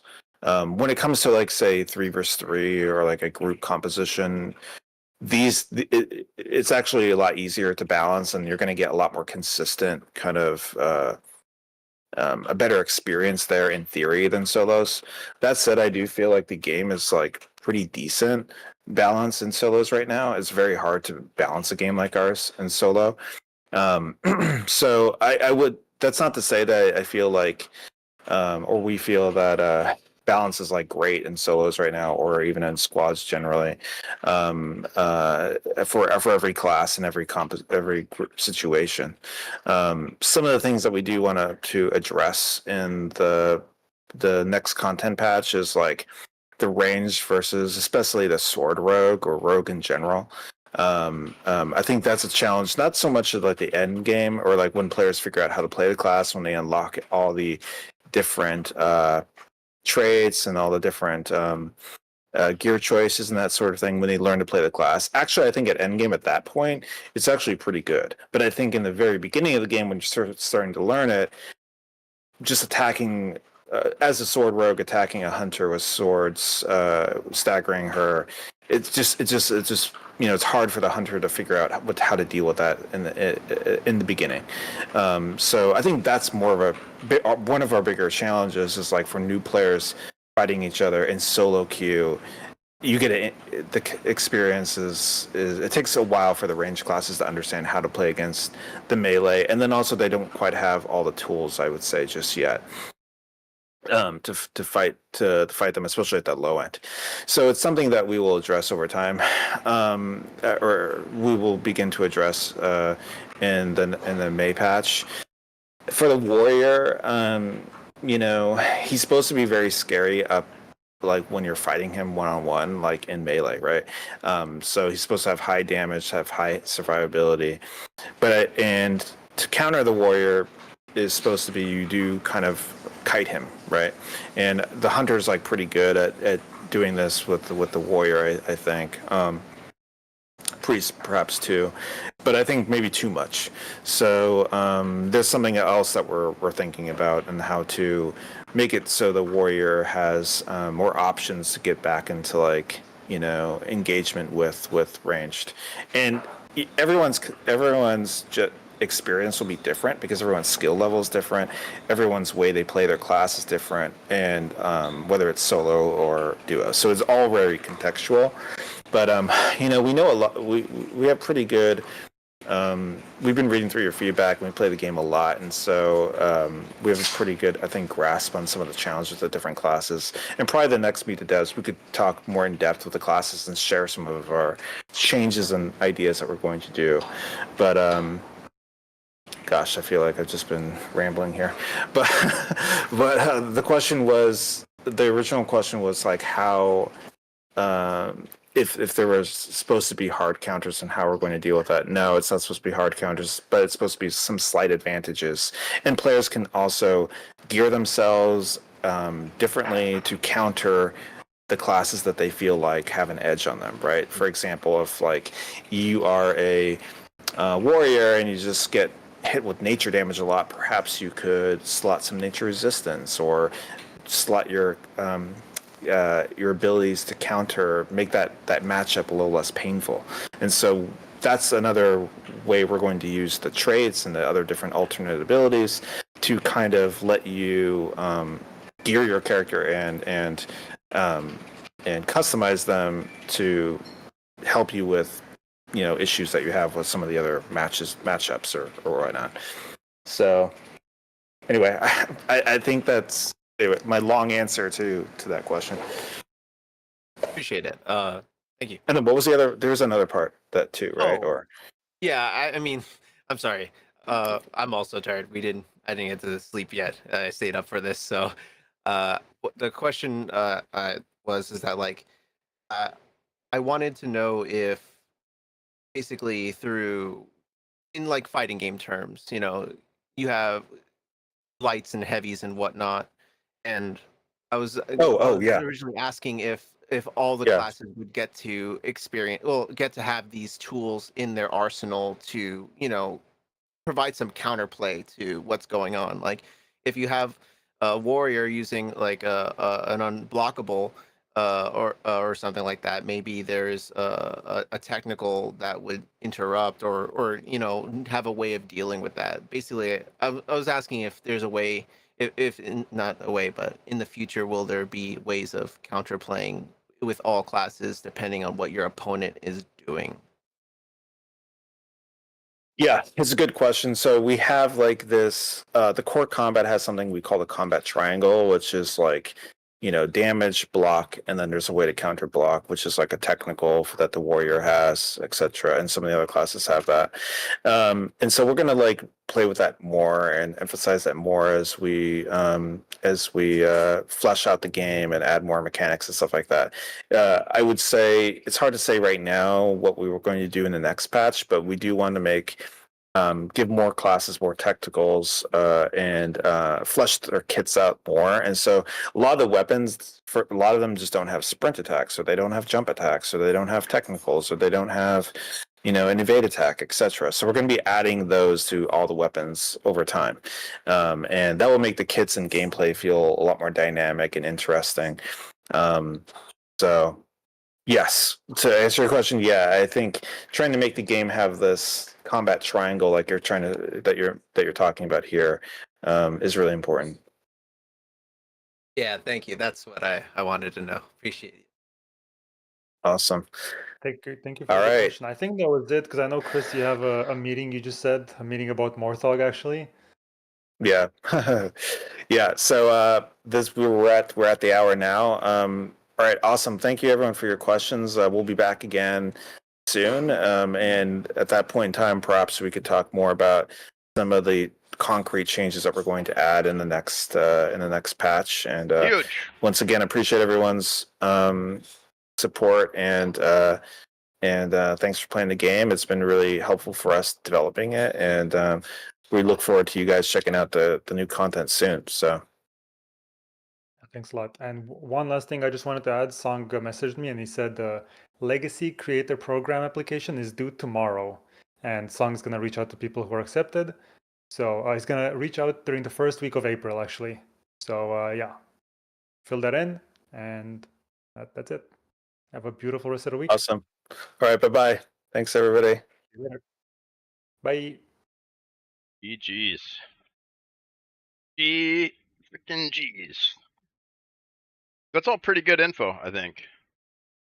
I didn't really hear anything I was like bummed about, right?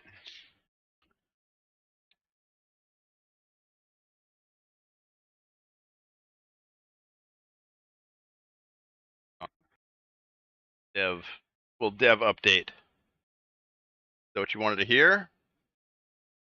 Is that bad? We're gonna run some ads here too. And we'll get into some games.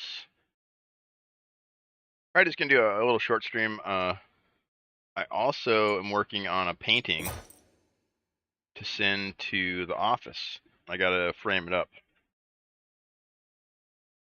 And I tried to do some of the cuts by hand last night, which didn't work. Kind of crooked.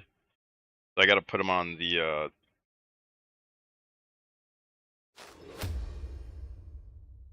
I gotta put them on the miter saw and cut them nice, and I gotta recut them. Yeah, this little jig just isn't quite working. I wish I had a camera set up on the desk so you guys could see me building stuff too. Somewhere in the question, you didn't see any of the slides. Yeah, there wasn't really any of this. They didn't really have many slides. The coolest thing I seen was Mel leaked another wizard update, which is pretty cool. Here, let me pull it up again here. Find where I put it. So they're working on the wizard. He's coming. Let's see, where'd he go? Here he is.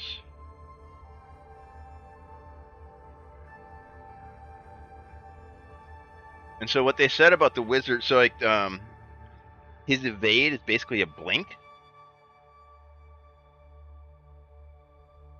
This is like some of his animation here. Some of his gear, so he has like some sort of an orb, a headband, maybe some gauntlets for walks like a pirate. He looks like a pirate. Beady little eyes. Look at them beady little eyes. I don't trust that guy. Look at him.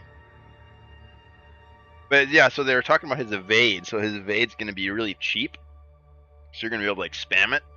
And apparently the second evade is going to turn you invisible. Like invisible is what they said. Which sounds crazy strong. I don't know. We'll see. Sounds fun though. You know, it sounds like a wizard blinking around. Yeah. So to counter that, they're gonna have to make him super squishy, right? So like, unlike the rogue, which like is also really slippery, he's also kind of tanky. You know what I mean? So I think to counter that mobility and stuff, they're gonna have to make him just like 50 damage, right? You're just gonna be able to just cook him if you catch him.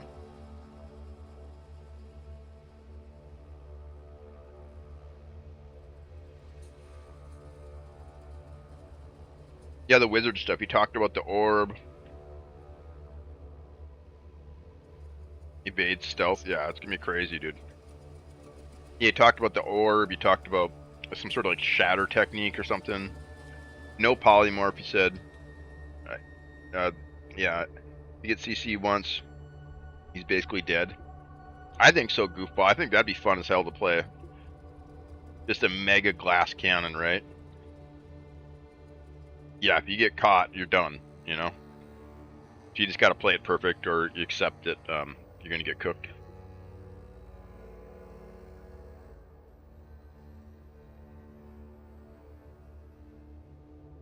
Yeah, I wish I had a camera set up better in the studio so you guys could watch me frame this painting up, but... yeah, I'm probably just gonna play a couple more games here, and I'm gonna get back to working on that frame. I'm gonna get that shipped out.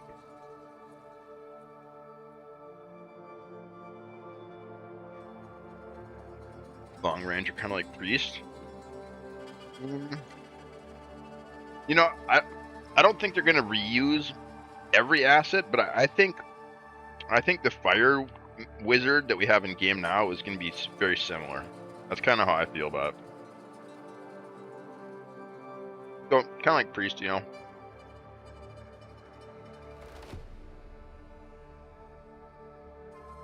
I do have a cam. It's just really messy in here. It's not set up for it. I'd be embarrassed. You guys see my underwear and stuff. So I'm in a studio, so it's like my bedroom basically. I live in this little studio that has like really tall ceilings.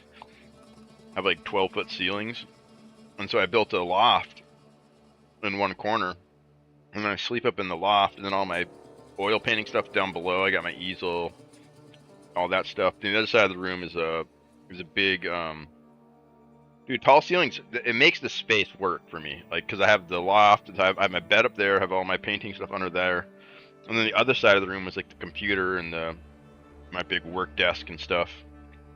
But I'll set it up one of these days so we have like a little bit more cam action, because I think that's fun to have. Especially like building stuff and painting stuff. It's kind of a cool addition to like a gaming stream, you know. Kind of diversified a little bit. I was talking about cheese. Me and Cheese yapped yesterday for like 2 hours. And one of the things I want to do with my streams, I want to diversify it, right? Because I want to stream for the rest of my life. This isn't just like I want to build a stream for a game. I want to build a stream that I'm going to have fun with the rest of my life. And to do that, I want to have it diversified a little bit. So I want to have like, you know, kind of like an arts and craft night, and then, you know, like a community night where we play with all you guys, and have like solo game nights. And I'm still kind of conceptualizing how it's all going to work out. But what I don't want to happen is getting pigeonholed or like typecast into like one game, you know? I see that happening to so many creators, and then they just hate it, you know? And I don't ever want to hate this. I want to have liberty and freedom to do what I want to do, and be able to retain an audience while I do it. And so I think the sooner I start that, the better off it's going to be, you know? I think it's quicker to grow with one game. You know, like it's easier to get recognized, and it's easier to get traction just playing one game. But I think it's a more shallow community that you build, right? The community's built around one specific thing, and then if that one specific thing goes away, you're cooked, you know?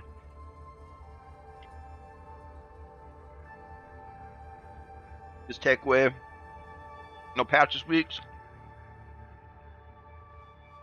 May seems big drop advertising. Maybe some patches between now and May. Yeah, it doesn't sound like much hot patches. They're not really worried about balancing and stuff right now, which I think I get because once they add wizard, it's gonna change everything, right? Sentiment seemed mostly positive, neutral. Yeah, I think everybody who shows up to these things is still hopeful. You know, I don't think there's many doomers wasting their time coming to this kind of stuff because they don't actually care about the game.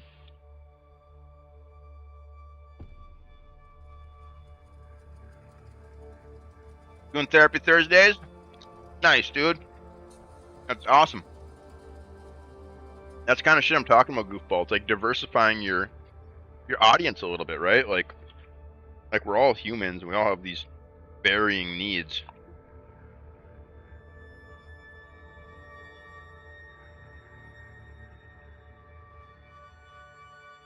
You have 10 people who blocked you showed up? I warned everybody. I warned every time they joined. Oh, weird. Oh, people you blocked.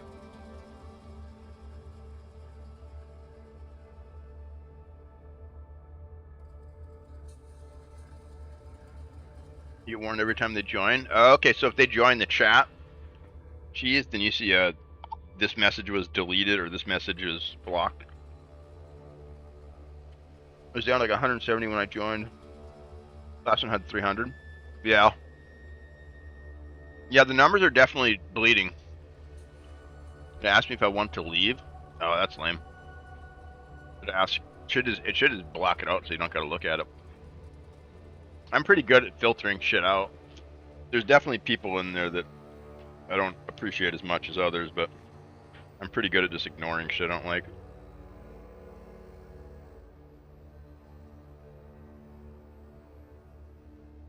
Chris is freaking hilarious. That's my main takeaway. Chris is hilarious. That's my main takeaway. It's like, this is the CEO. He's talking about poop socks and having to, how he hates talking to non-gamers. I love him, dude. He's hilarious. Like, what other CEO is gonna fucking be candid like that? Nobody, dude. Everybody's so scared of saying the wrong shit, but he's like, yeah. He's like, yeah, I hate talking to people who don't game, and you know, he's great.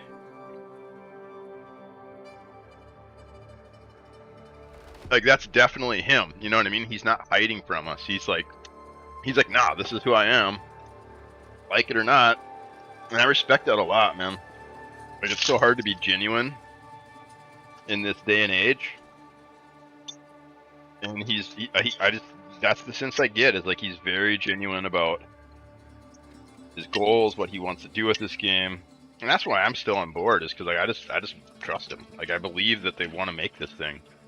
Whether or not it's working out, I mean, that's just time will tell, right? We just got to try and stay positive and do our things, and hopefully it works out, man. Hopefully the wizard comes in like Gandalf at the. Hopefully the wizard shows up and it's like the Battle of Helm's Deep. Just blows everything up. I mean, I know that sounds like copium, but it could happen, dude. I mean, I don't know if you guys ever watched Lord of the Rings, but like, that was a pretty grim moment until Gandalf showed up. You need a good wizard.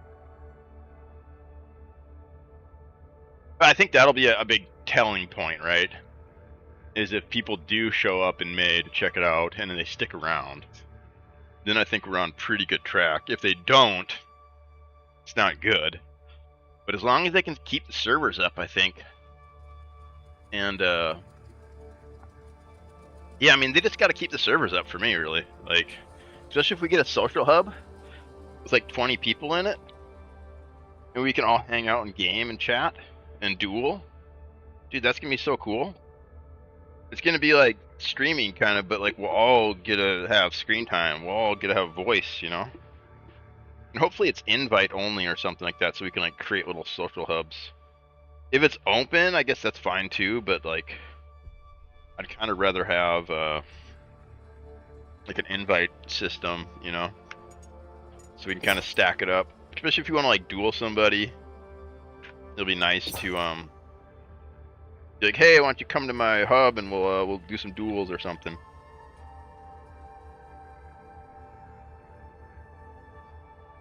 All right, let's do a couple games. I want to do a couple games, but I also, yeah, I think I'm gonna call it short here in a little bit. I need to get this frame finished up here. And I think if I just redo a couple of these cuts, it'll be fine. And get this bad boy shipped out. I'm trying to suck up to the uppers here. Make sure I get into my goofball. You sent in your or Joker. Did you send in your application too? Joker, you better send in your application. And goofball too. Deadline's tomorrow. Wonder if they launch the guild of the social hub. They should. Then you're 15 minutes out. So did I, man. I kind of suspect that if you're already a VIP, maybe you'll be grandfathered into it. Because one of the benefits they talked about was getting a VIP badge. And so how are they going to distinguish the VIP badge from the Creators Club? Because it's VIP slash, I don't know, maybe they'll make another distinction. Seems like we already got too many though. There's Pioneers, there's Founders, there's Wardens, there's VIPs. Like, I don't know if Discord really needs like another distinction. I guess it's kind of confusing, right? Like, what do all these things mean? Like, what? Kind of confusing, I think. What are we doing? Gotta kill players. We gotta get Grave Moss. Oh, Wraiths. I haven't killed a Wraith in a long time. I think this is the one I like here. There's one Wraith I can do because he's got like, oh, I hear a player? Players? Oh, Hunter. Hunter! Let's brawl.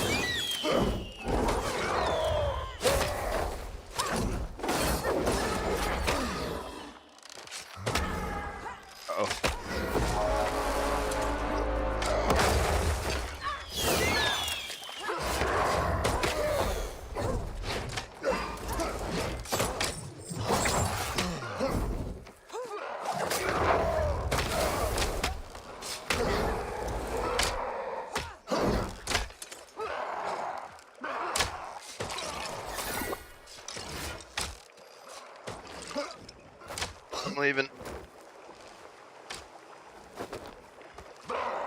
Yeah, I tried to change weapons there. Didn't really work. Skellies. Try to get some rage built up here on this guy.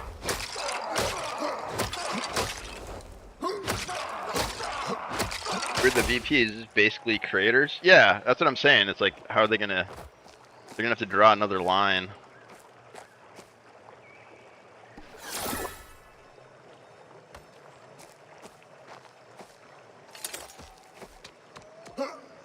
Yeah, drops is going to be a big deal for streamers. Like, that'll funnel people into your streams. You know, even if they're not a fan of you, they'll show up just for the drops, you know? And that'll be a good way to get people in there, I think.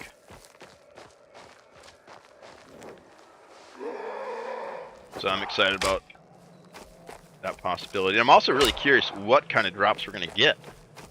Like, what are they going to be, you know? Oh my goodness. Well, I'm dead. That Hunter go.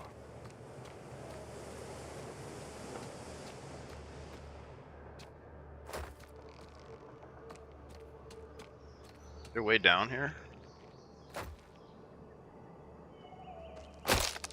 Ouch. All right.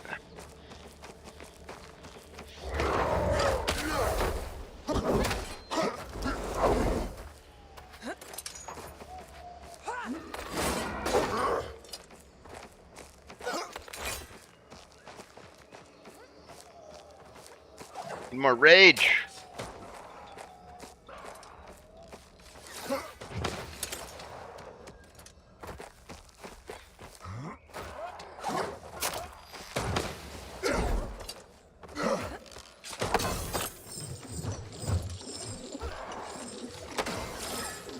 I'll just.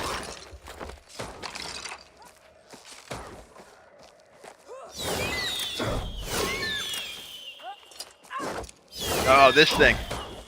No.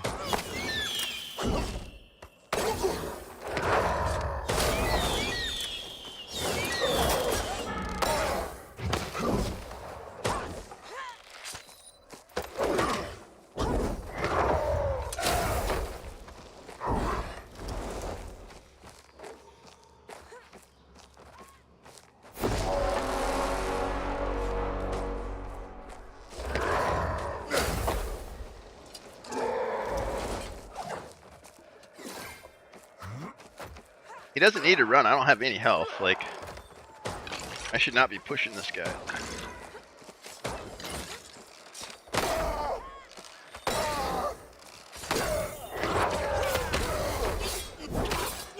Hey, this is my kill. What are you doing?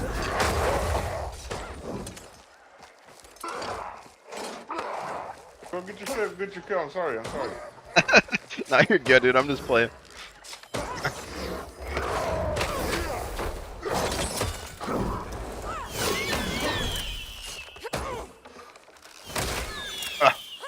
GG. Yeah, that was a losing battle, but gotta try. It's the only way I figure it out, you know. I didn't know devs could make it only certain streamers get drops. I thought it was for all. Yeah, I'm not sure exactly how that works. I think there is a way to make it exclusive, because I know Sea of Thieves used to only be certain people, and it was like people in their partner program. But now they've opened it up so anybody who streams Sea of Thieves can do it. So I think there is some sort of whitelist they have for it. It might even cost them money too. That system working. I think they might have to pay Twitch for it. So that might be why. I'm not sure exactly how it works, but I do know their Sea of Thieves used to only have drops from certain people. And then they changed it at some point. Or maybe Twitch changed it, or I'm not sure exactly, but yeah, I've seen it differently before. Alright, let's go back to the killing fields, see if that... Oh, it's a fresh server, never mind. Yeah, fighting hunters is tough, man. I think if I had like a green set there, maybe... I mean, I didn't close the gap one time, though. The chain hook is just so short. Almost need to run the Iron Menace Death Ball to get that 50% chain increase. Like, that might be the way to do it. I got in range of the... I got in range like twice for the chain, but it just wasn't long enough. But if I had the Death Ball Menace, then maybe you could throw him off a little bit. I need to get better at the weapon switching too. I fumbled out a couple times. Like I spam the button and it doesn't work, and then I end up switching like twice. There's some weird pause to it. Like I think if you're doing a different action or something, it doesn't work. Not sure. And I just like I'm a spammer. Like I just spam the shit out of the buttons. So I probably gotta not do that.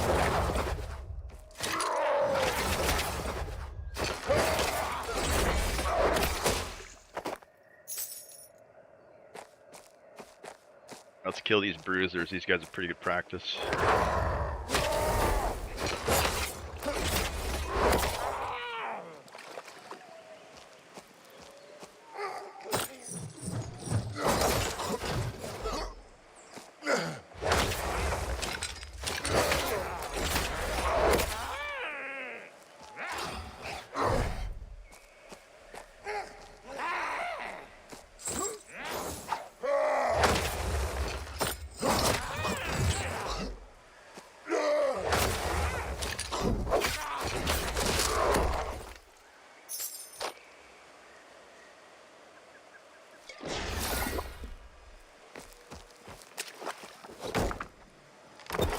Yeah, what kind of drops would they give us, do you think?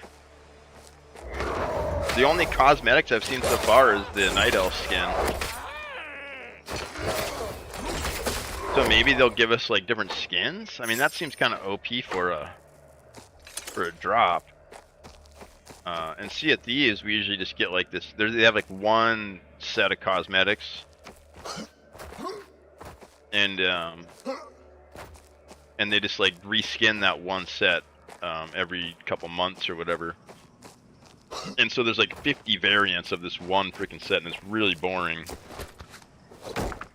I still show up for it because I'm just like, I just have to. I mean, I don't, but I do. I never use them, but it's just like, I don't know. I just do it. It's like a habit almost. Or like a collector, I'm just like a collector. But I don't think I've ever used those skins in a game. I don't really intend to, but like, yeah, there's something fun about it. Yeah, I'm really curious to see what they would do for cosmetics. Maybe like yeah, I don't know. I almost kind of don't care if it's like cosmetics for the lodge or something like that. Like, I want like a skin, you know? And that would also really drive people there. Like, what if you got like a warrior skin or something, right? Like, people would show up, dude. Even if they're kind of on the fence about the game, I think they would totally show up for it.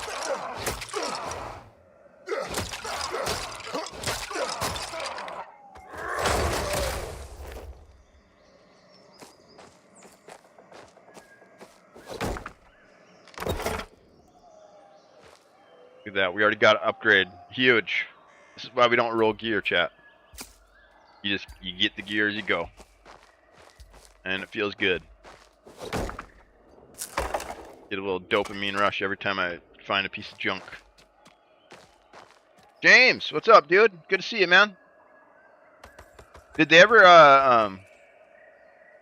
get back to you about your PowerPoint? That shit was awesome, dude.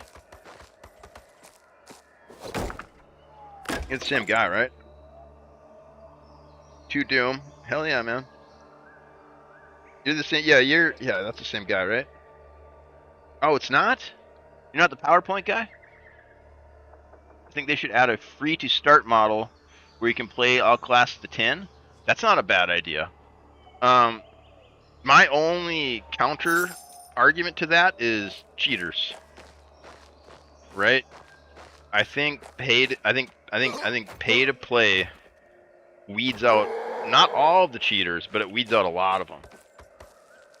And even if you had like to level 10, that would still give the cheaters ample space to practice their cheats.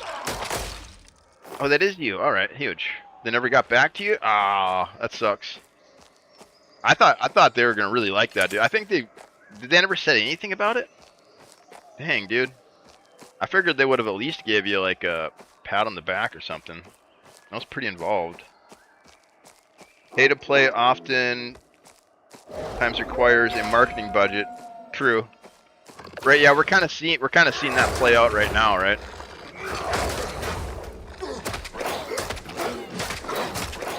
Yeah, so maybe hopefully they figure that out. I mean, it sounds like GDC went pretty good, but they might need to release on console, is what it kind of sounds like. It sounds like people are really interested in bringing this game to console,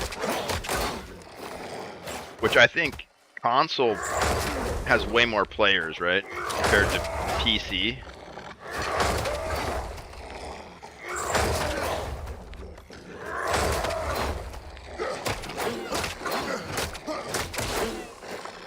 Oh, you think the cheater thing's not a thing?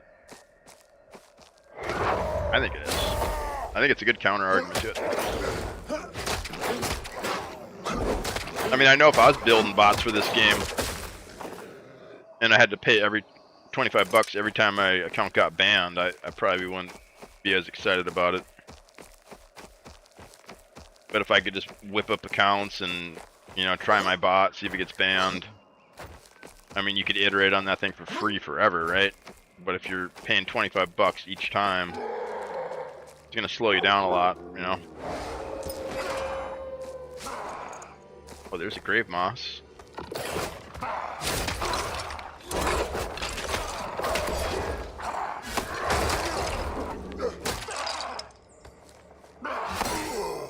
Delay is pretty long. Oh, sorry. Yeah.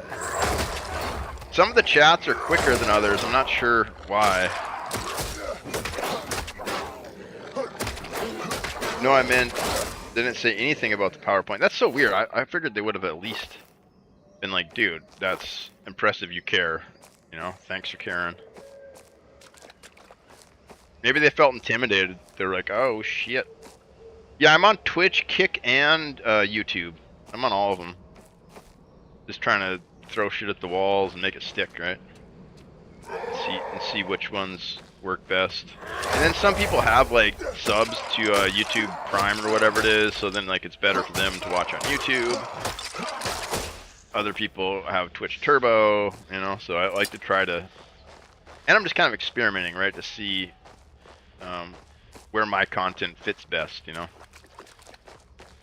So I don't really have much of an audience yet. It's still building, you know. I gotta find my people. I mean, it's slow. There we go. There we go. Freaking huge. Huge. Oh, Prime. Freaking Prime sub. Dang, dude. That's freaking massive. Let's give him a huge, massive, huge. Huge, massive, huge. Hell yeah, dude. Thank you fucking very much. I really appreciate that. Because I'm skipping work today, so I could be making money, but here I am. So there we go. That's a little. It's like a cup of coffee. Appreciate it. Would rather watch Twitch than YouTube. Yeah, I've met a few cool people on YouTube. Like they're definitely on there. Kick hasn't provided anything other than spam so far.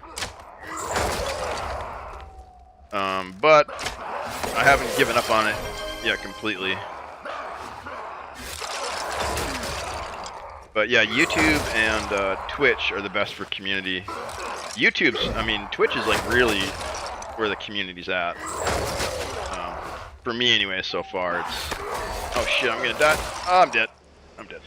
I should have left, but I have trouble leaving. Hype train, holy shit! We got a hype train off one sub. That's so pathetic. Freaking what, one sub Andy hype train. Hello. Last time, 2 subs. Someone else subbed, dude. Did somebody else sub too? Oh shit, yeah, Southside. Hell yeah, dude. Thanks, Southside. Let's give him let's spin him a frog real quick. Yeah, we got another community member, Tactical Goof. He came in and dropped freaking 80 subs on us one day. 80 subs. And we had like a level 5 hype train. Can't let Beazo keep it. We're getting our Beazo bucks. Yeah. We are very happy to take any sort of money out of his pocket.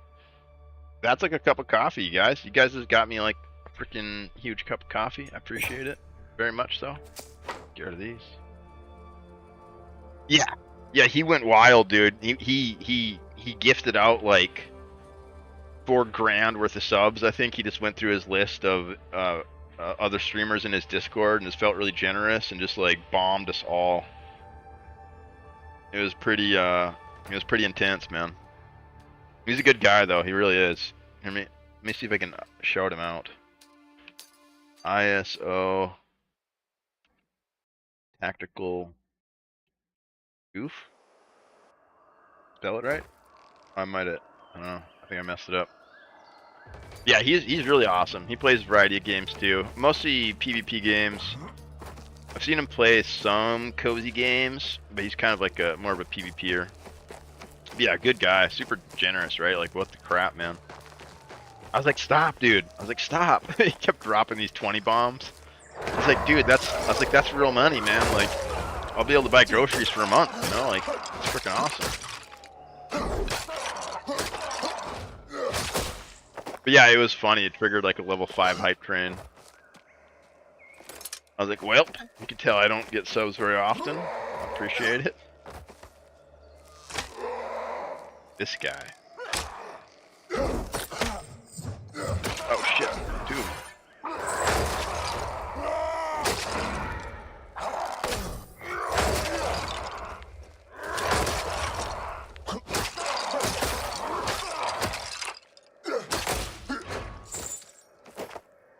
What did we need for our quests? Oh, Wraith. Players and Clomos. Let's try to find that Wraith. I think he's... Where are the Wraiths at? I know there's one here and then one up in that tower thing, but the tower one sucks. There's nowhere to line of sight him. Let's go try the chapel. I think there's one there we can fight. Maybe it's in the graveyard? But yeah, there's one with a good place to line of sight. Oh, let's see if we can get some Kingsmen here. There's a Kingsmen spawn right here. No, it's not there.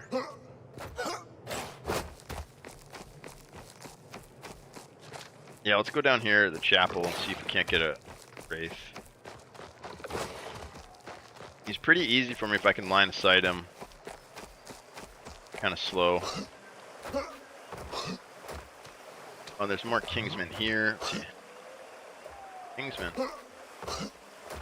Grab this chest real quick. Oh, huge. Look at that. Upgrade. This is why you don't run gear, folks. Because then all the junk you find feels like gold. If you lose it, your coffers don't decrease, right? It's not actually a net loss. And wins. But you're also highly disadvantaged if you fight other players, right? Like, so you gotta kind of accept that. Which I do. So I'm not that skilled. I lose to most players, even if I do have gear. They're good, you know. Is there a Wraith here too? I think there is in this base. Oh yeah, this is a good one.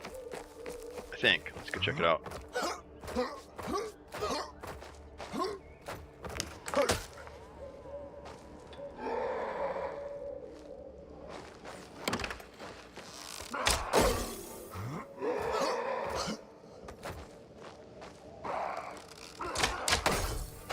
Two of them.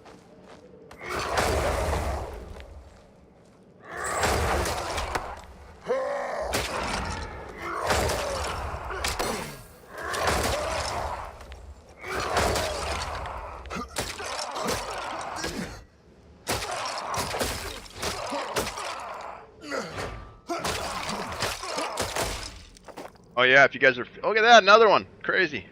2 Doom Spires in a row.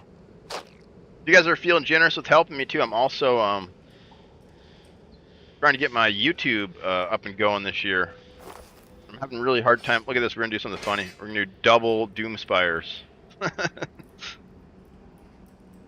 Actually, I kind of want the axe for fighting the Wraith. Yeah, if you guys want to give me a sub on the YouTubes, that'd help out a lot too. I'm on my way to monetizing it. I got plenty of viewed hours on my videos, but the subs are going really slow.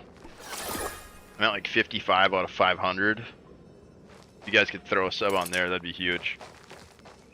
But yeah, I stream to YouTube, and those have been doing okay. Like, people have been watching the VODs. They don't really watch live, but they do watch like later, which is interesting to me.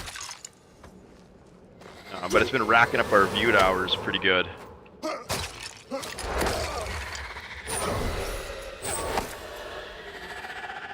Oh, I should try the armor sunder on him. Oh shit, we're gonna get crunched. Oh.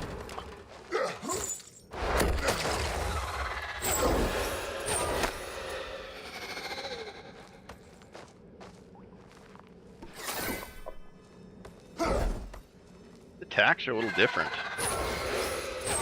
They do like 3, we're only doing 2. Usually does like a 3-hit combo. And then he's got these ones here. Which I used to be able to line of sight with that, but not working.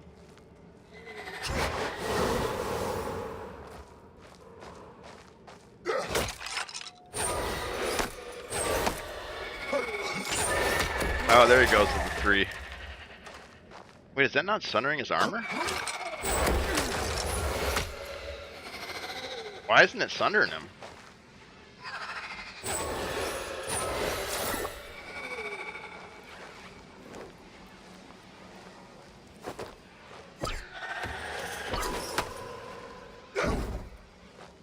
Yeah, they worked on him a little bit. He's a little different.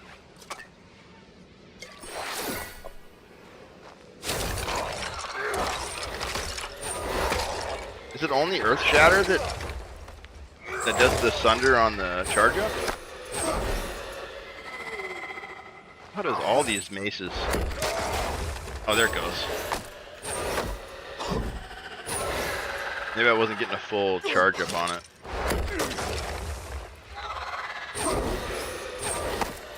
Yeah, I can't tell if I'm just not seeing it or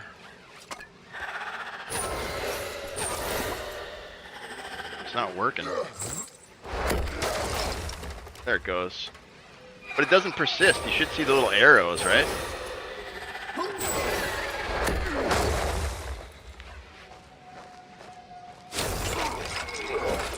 Uh-oh, cooked. You can't do the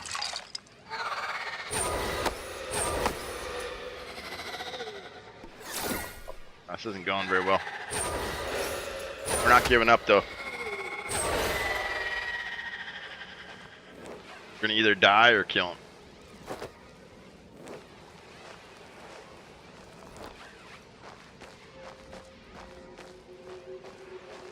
Bait out a couple attacks. Oh shit.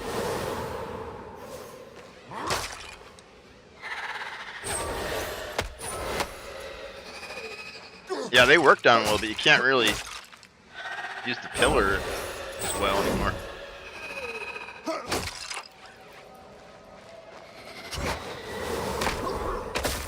Ah. Oh, I'll try that again. Maybe he was too close to the pillar.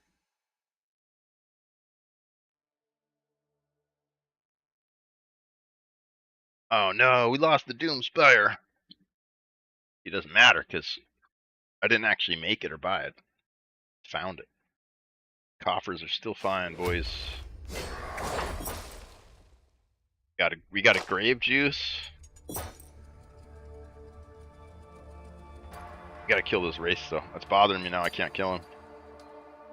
Him and the animated armor are the only two I can do.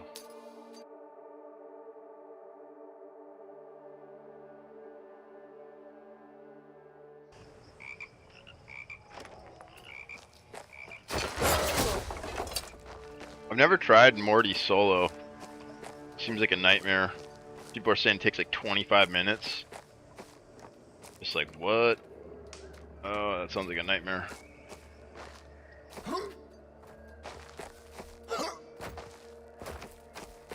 Sounds like a nightmare.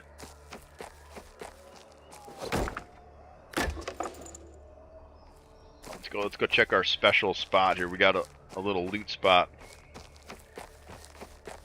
that's not supposed to be here, but they haven't changed it yet. So you guys, if you guys are watching, just keep this under your hat. Don't tell anybody. Little secret here I'm gonna show you. You know the little flat chests that have meds in them? Well, I know where one's at. That'll spawn loot as well.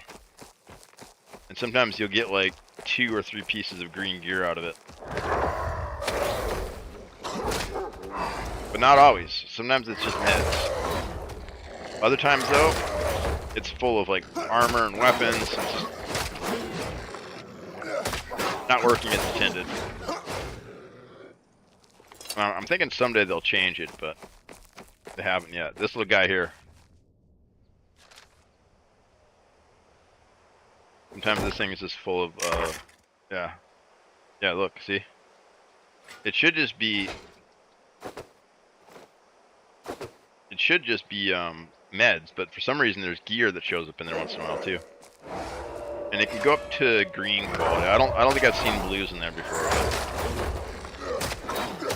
So it's like a lower tier, chest sometimes. But there's meds in it, too. It just doesn't make any sense. I don't understand exactly what's going on there.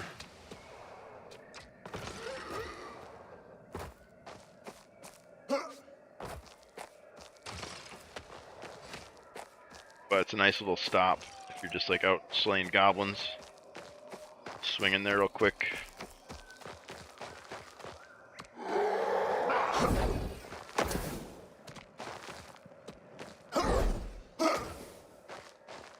Close.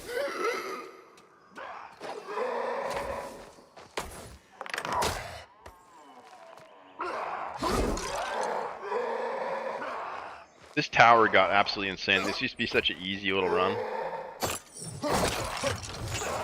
Now it's just like this horde of skeletons that follow you up here.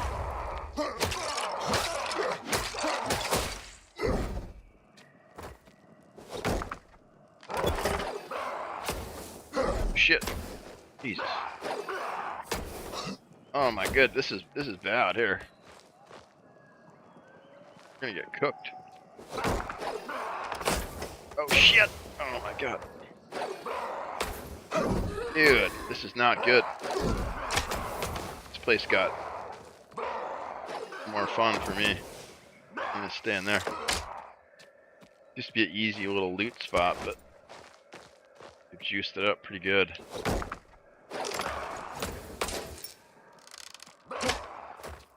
Fire wizard.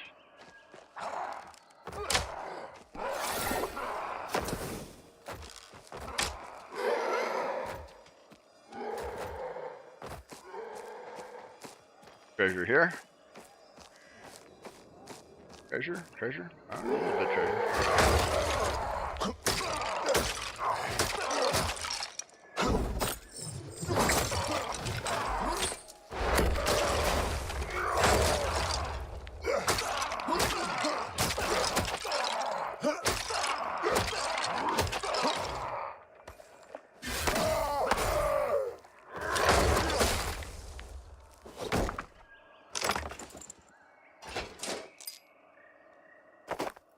You like the treasure?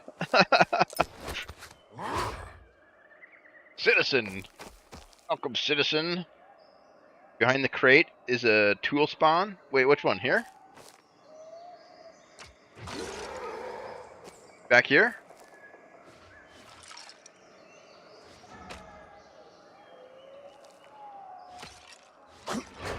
This is a crate.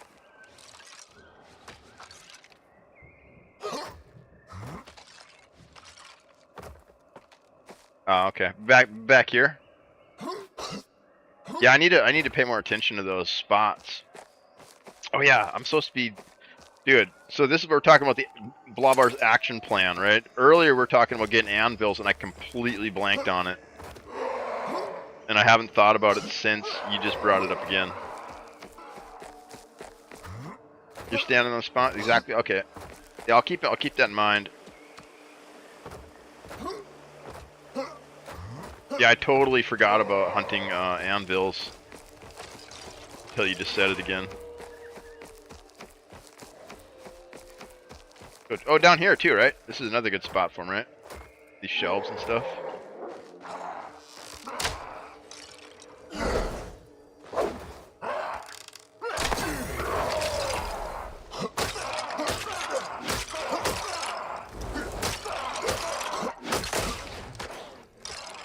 On the interactive map. Yeah, the interactive map's great. I've looked at it a couple times. Yeah, that's just not how I play games, man. I really hate anything that brings me out of the game. Like, I don't like looking at websites. I don't even like using Discord. I just like playing. I like to try and keep my gameplay experience as in-game as possible, you know? Because then what ends up happening is I'm playing the interactive map. I'm not playing the game, you know? If I start spending more time looking... someone's been here, right? I think this thing's open, so that means someone's been here. Because that's what used to happen with World of Warcraft, was like... okay guys, we're doing the boss tonight. You know, watch the, was it the Fat Boss guides or something like that? So like, watch the video. And then so I get home from work and like, I gotta spend like a half hour studying this video before I can actually play the game, you know? That's just not fun to me. I mean, you get better results, you know, like you have a higher success rate, but it's just not enjoyable. I don't know. I like learning through the game and failing through the game, so then I build experience that way, you know? It's not optimal, but I express concern about fixed loot spawns, but I think tools being so they are is fine. The only issue outside of that is that you should have percent chance to spawn. Yeah, I wonder what the percent chances are. There's got to be a percent chance based on those locations, but yeah, I wonder what they are.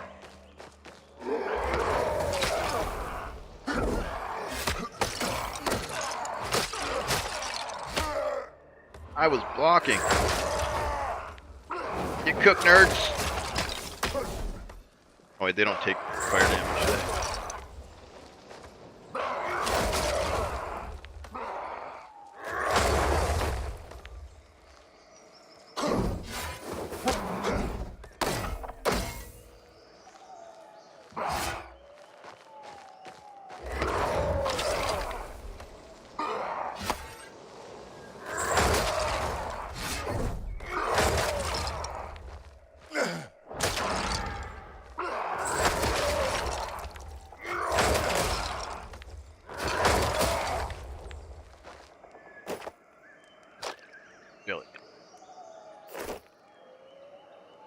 Dev Talk was nice. Yeah, I thought it was good, man. I always like listening to Chris though. He's really refreshing to listen to, you know. What's up, Otter? Welcome in, dude. Welcome in, welcome in. Yeah, I thought Dev Talk was good, man. We got confirmation of Social Hub, which is a big deal to me. I think that'll be really fun for me and you know, the community I'm building. I think a lot of us will enjoy sitting around yapping and dueling, right? That's gonna be fun, I think. I think that's gonna be a good time, man. Look at all them copper pitchers. Too bad they're not copper pots.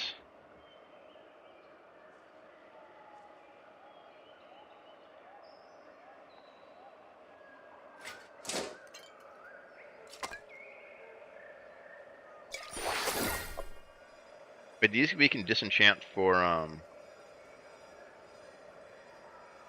dual queue is good news. I think that, yeah, I think it's really good. Like I said, I also just really enjoy listening to Chris because he's so genuine. Like I actually believe that's his personality, you know what I mean?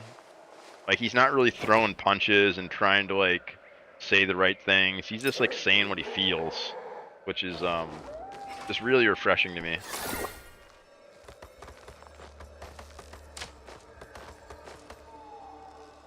Very passionate. He is, and it comes across. I can feel it, man. Like, and he's trying to sell it, right? Like he's definitely trying to sell it, but he's not trying to cater to people who he doesn't feel fit the game. You know, he has like a very clear vision of what he wants to build, and he's like, yeah, it's not a game for everybody. Sorry, you know, like, and that's a hard thing for a dev to say, man. It really is, because you've just isolated a lot of people, right? When you're saying, yeah, we're not going to cater to everybody, not everybody's going to have a good time, you know, like that's a really bold thing for a dev to say, man. He agrees with permabad doomers. Yeah, I think it's a good call, man. Maybe give them a warning, you know, kind of let them know what they're doing, because I think a lot of people don't even realize what they're doing.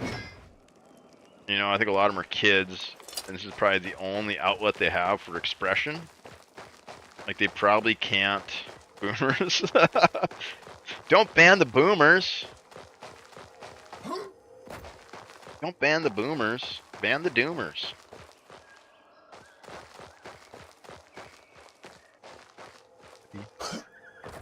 But yeah, it's refreshing. Because he just calls it like he sees it, right? Like, he's like, yeah, he's like, I hate talking to non-gamers about games, and like that's just so refreshing to hear, man. Like, has noticed the vibe in Discord changed since EA. Yeah, and I also appreciate too that they're not like clamping down too hard, because like I said, this is a lot of people's only arena to express themselves, right? Like, being online, and in their real life they probably can't say the things that they feel. So I think if we just remind them first, you know, harshly, you know, remind them, hey, you're part of a community, and you're not helping, you know, you're being a drag on the community. If you want to stick around, you know, you got to, you know, try to at least be positive, or something, you know, like constructive if you're going to be critical. If not, just enjoy the ride, you know, like. But if you want to participate and be critical, you know, you got to make it constructive, because unconstructive feedback is just it's just negative. It doesn't do anybody any good, you know. Yeah, Otter's doing great, I think. More concerned about the systematics and not saying you're doing your job. Yeah, and I think it's just getting the flow of like, how do you weed these people out, right? How do you pinpoint who it is? How do you go about, like I said, trying to set them on like the right path first, with like a kind of a slap in the face,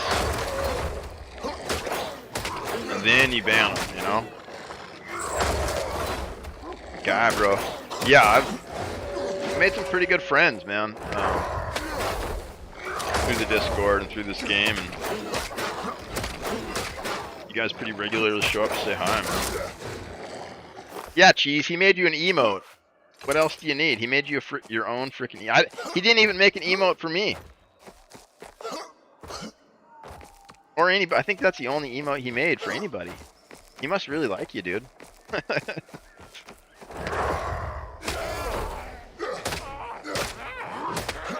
Where's my emote, Otter? Where's the Blobbar emote, huh? Now I'm feeling left out. You got an Otter in Valheim. You got a freaking Otter Lodge.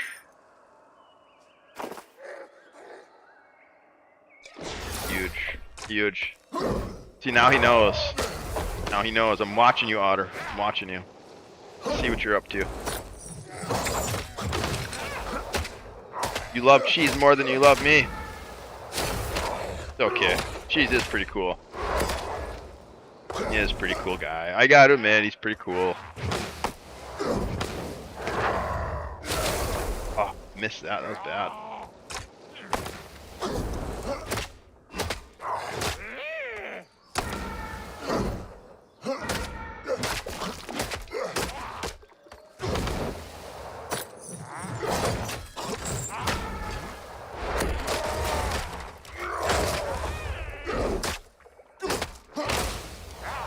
What?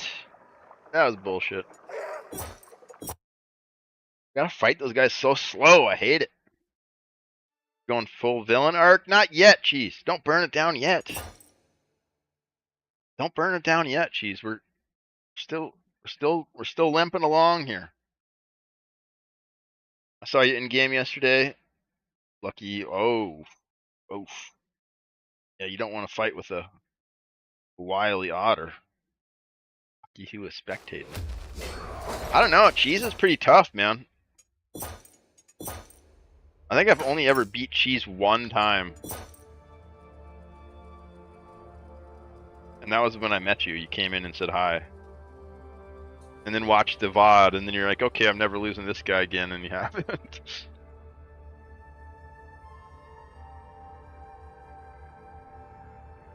Let me roll ads before we go back in. We got a little ad. Sorry, guys. Sorry, we gotta take a little ad break. Let's go get some waters.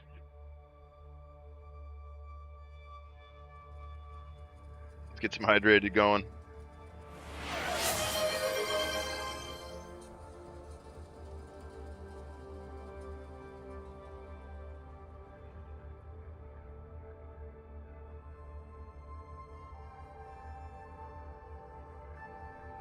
I'm gonna go use the bathroom. Back. You're back.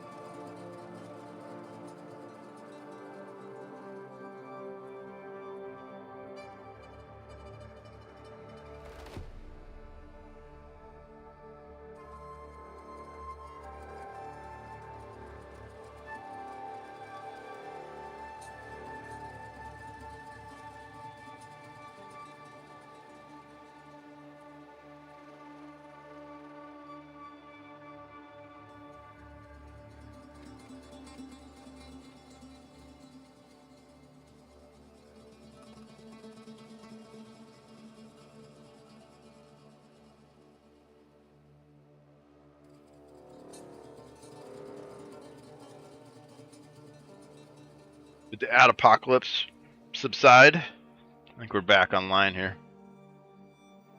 But yeah, the threshold's like $80, I think. Been that way ever since I've been streaming. I think I've made like $160. I've got a couple, two payouts maybe so far. And I was looking at my freaking hours. Dude, I've been streaming a lot. I've been streaming like full-time hours basically since October. Alternative, what's this? Alternativo software, alternative apps and software. New apps, browse all texts. Is this like freeware stuff or what? I think Blender's great. Everybody laughs at me when I say I use Blender for video editing, but I just don't think you guys know what's up. Because Blender is like a really good community. They got tons of tutorials, tons of people willing to help you. And if you ever want to do 3D, you got the shit already installed, you know? You find premium and cheap softwares. I think Blender and GIMP is like what I recommend to everybody. DaVinci's good. I mean, in my opinion, I've tried all the different editing softwares. I've used everything from Premiere to whatever, and they're all the same. I mean, there's slight variations, but there's not much difference. Like, Adobe Premiere is like the only one that really is like above the other ones, in my opinion. It's all the same basic mechanics, though. You know, I think the premium service is pretty cheap. The Adobe one, I think it's like a sub though, isn't it like $15 a month or something? And then if you don't pay, you're gonna lose access to all of that stuff you're working on. Like, until I start making like money off of my stream, I'm not gonna pay for that stuff. I'm just struggling with paying my rent and my food and my lights, you know. And if we can ever get the stream up to a point where it's like generating money, then I'll start spending it on like software and stuff like that. But until then, I'm going dirtball cheap for everything. You know,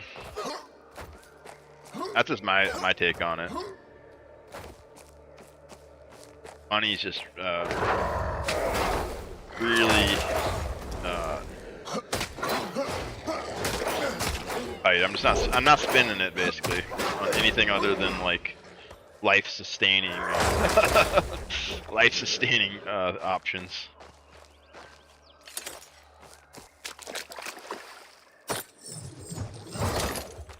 Oh, come on, it's so short.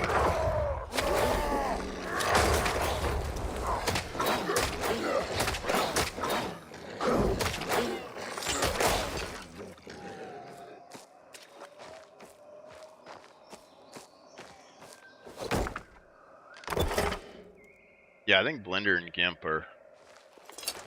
But I hate GIMP, man. I hate working in GIMP. I want Photoshop so bad. I used to use pirated copies of Photoshop. But the trouble is I think they can tell. I think there's like watermarks or something.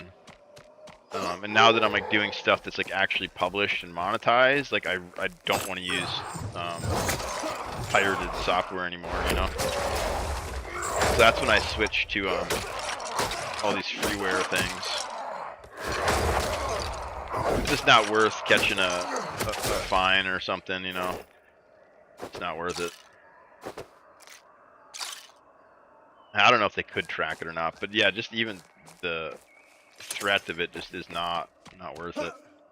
But for many years, that's how I ran all my art stuff through that. I ran anything digital. I just get a pirated copy of Photoshop and do it that way. This guy killed us last time, didn't he? Here, let's try to go a little bit slower with him this time. I always get too greedy. Try to get extra hits in and stuff.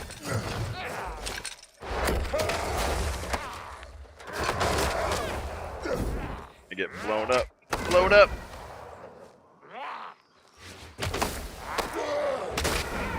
I'm gonna get blown up again. I'm red goblins. Uh-oh. Uh-oh, we're cooked. We're cooked. No! I don't want to die. I'm too pretty to die. Gotta spam the mace tech? Yeah. It's just so slow, cheese. Or otter. I try to get in little hits and then I get greedy and then I get punished. The hardest goblin for me is probably the red rogue. I don't know if I've ever beaten the red rogue. Gotta spam the tech. Yeah, I love the shield technical attack. That's like my favorite attack in the whole game, I think. It works for pretty much everything. And I think the shield break is new, isn't it? Like if like a skeleton's blocking, and I do the shield technical, it stuns him. It breaks his block. I think that's a new thing. I don't think his drops are adjusted either, by the way. He rarely drops greens. Yeah, he's a pain in the ass. He's fun to fight though. Has it always been there? It feels new to me. It feels like really, really strong.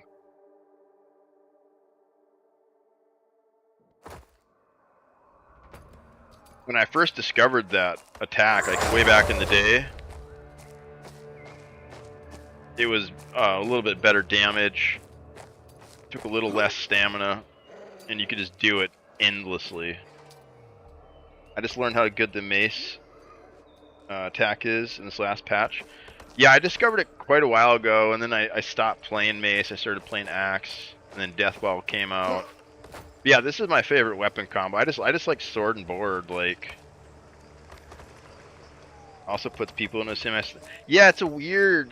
There's no telegraph for it though, right? They just stand there for a second, but there's no like stun or like telegraph to represent like what actually happened.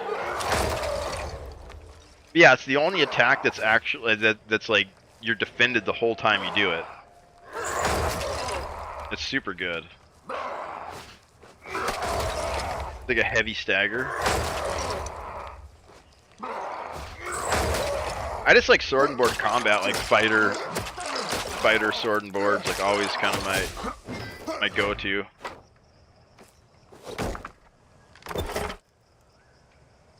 The axe is cool though too. That's another of my favorites. Yeah, there's just something about sword and board. It's just like classic D&D kind of vibe. Like a knight or something, you know? Tank. That was one thing I'd collect in World of Warcraft, is shields. I'd collect like all the shields.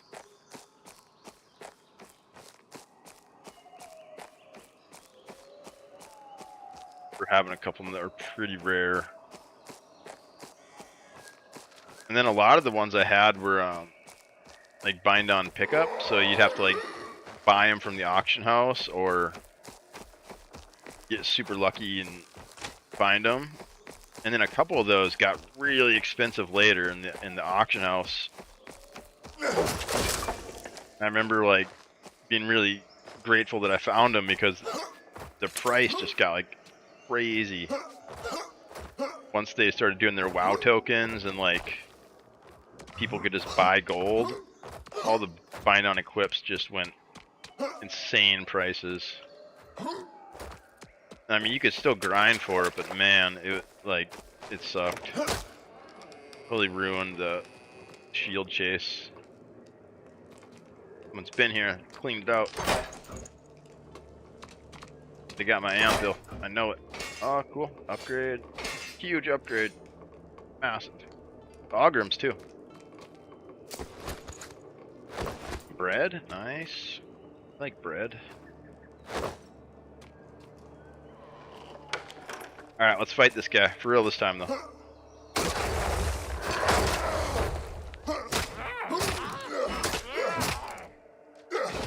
I think the axe will stagger him, won't it?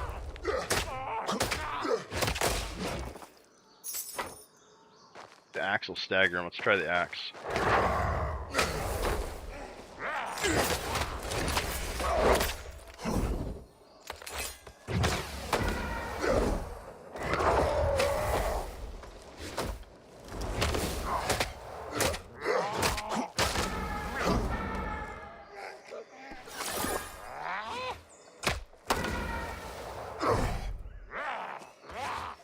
Did he call his boy in?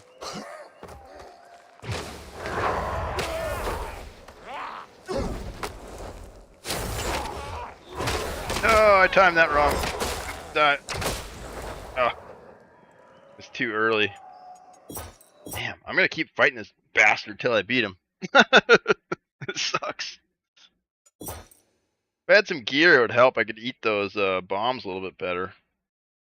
But I did that a little too early. I thought the bombs were gonna blow up, and then I was gonna rampage, but I rampaged on top of the bombs. That wasn't good. That wasn't good. All right, one more. I'm gonna do one more, and then I'm gonna call it. I'm gonna finish this frame up. I gotta bust out the. I gotta bust out the miter saw. It's like a power saw. I'm gonna do it in my apartment. And I don't want it to get too late and annoy my neighbors. I'm the crazy neighbor. Like sometimes you just hear power saws and generators and shit coming from my room. I'm that guy. I'm like building shit in here. It's like a residential space, and I'm like light industrial. Did you get your painting? I don't know. Maybe I did. Maybe I never sent it to him. It could be all a ruse. Be all a ruse.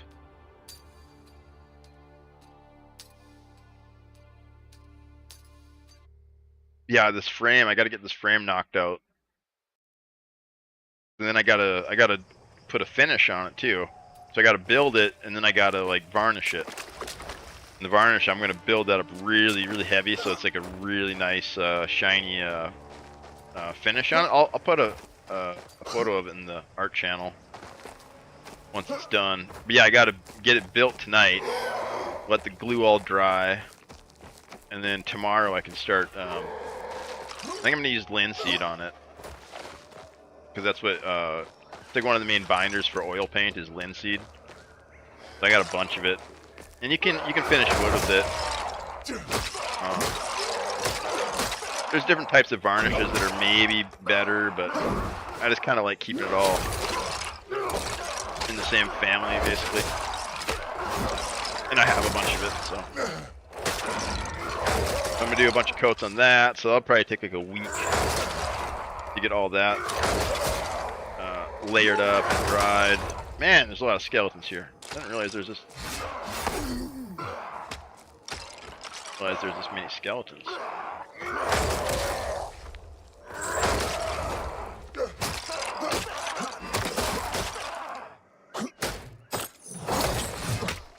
Oh, that hit him for sure.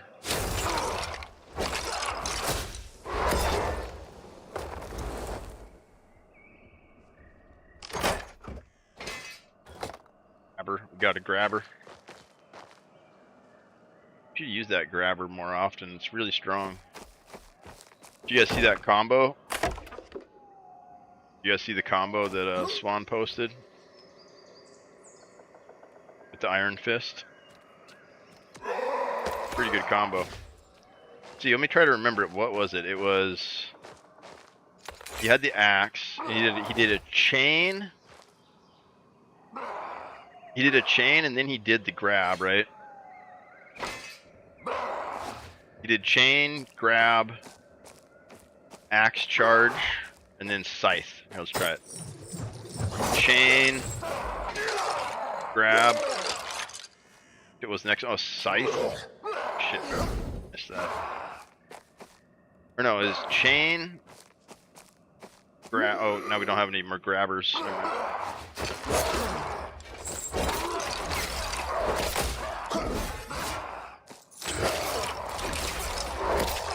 Yeah, super good combo.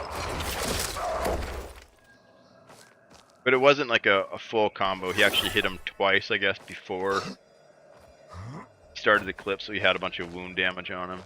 So it looks way better than it actually was. Should I go look for the... I'm not going to look for the anvil, because if it's there again, I'm going to cry. I don't have a key.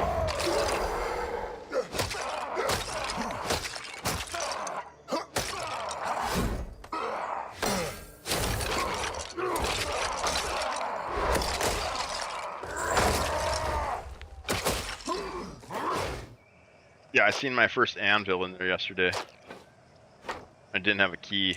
I was so bummed. I went to try to find one, but no luck. No luck.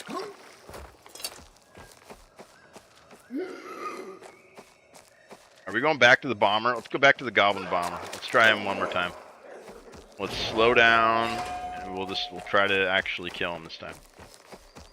Because the other times I wasn't trying. This time I'm going to try, though. Slow down. We're going to do it right. I've definitely beaten him like a bunch of times. I don't know. he's so tough right now. What the crap?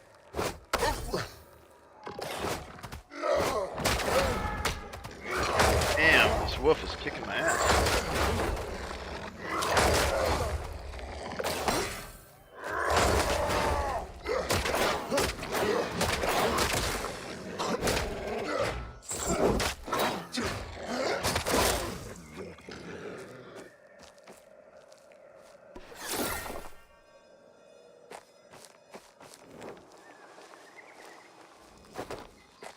Bomber out.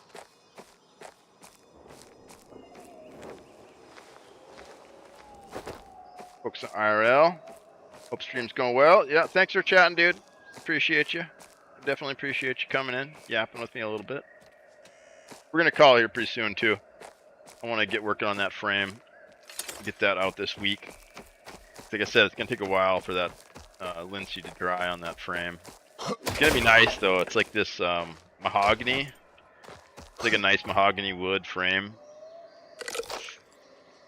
And it's like super deep too. Because the painting is like really, really tiny. So I'm getting like this nice deep frame. So it'll really have some like substance on the wall. You know, otherwise like little paintings just kind of get lost when you hang them on like a wall. No, somebody else killed him.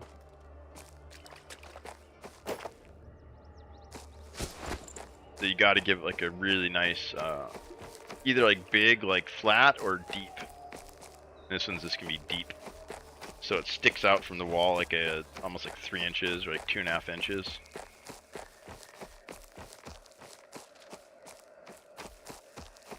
He killed our goblin bomber.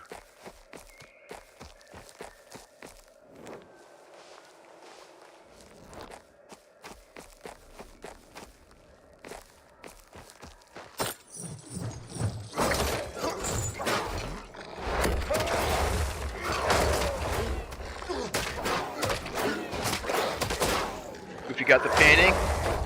Saw it. Nice.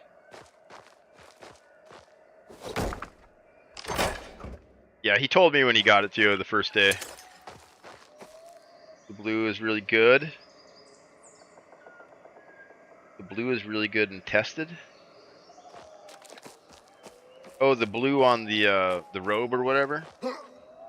Yeah, I was overall pretty happy with that painting. I mean, it wasn't exactly what I wanted. Like there's like I can be super critical of my own work, almost to the point where I don't want to do it anymore, you know. So kind of just got to let go of some stuff and try to do better on the next one. Match in-game colors. Yeah, I did like I don't know if you've seen my palette, but basically I printed out the screenshot and then I sampled out all the different colors and then tried to match the colors by mixing on the palette. So then I had like all the colors like in a gambit, they call it. And then so they harmonize.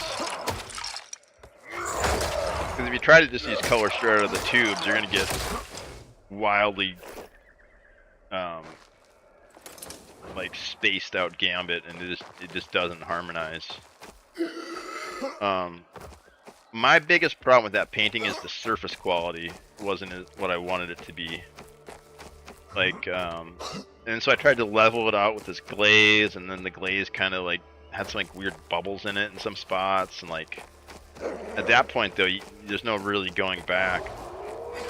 To strip off that glaze is like almost impossible. I can do it, but yeah, that was the only problem I had with it, was the surface quality wasn't quite what I wanted. But you know, it's like once you get to that point, it's like, and that's kind of the crazy thing about oil painting and like art. It's like there's no delete button, man. Like if you try something, like it's there. You can't back up. So you just gotta commit and roll with it, you know. Another thing I regretted was freaking Goofball told me he was colorblind. And I didn't really even think about it till later. I was like, I should have freaking picked a pallet.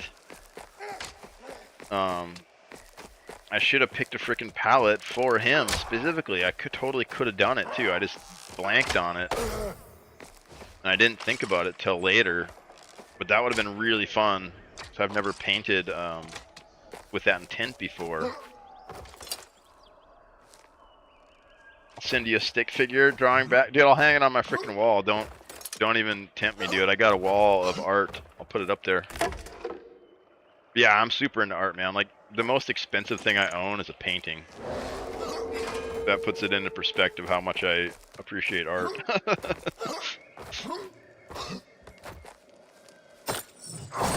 Like, I'll spend money on art, you know what I mean? Like, that's like the one thing I'll spend money on is like art and like good food. I don't have a problem spending money on it.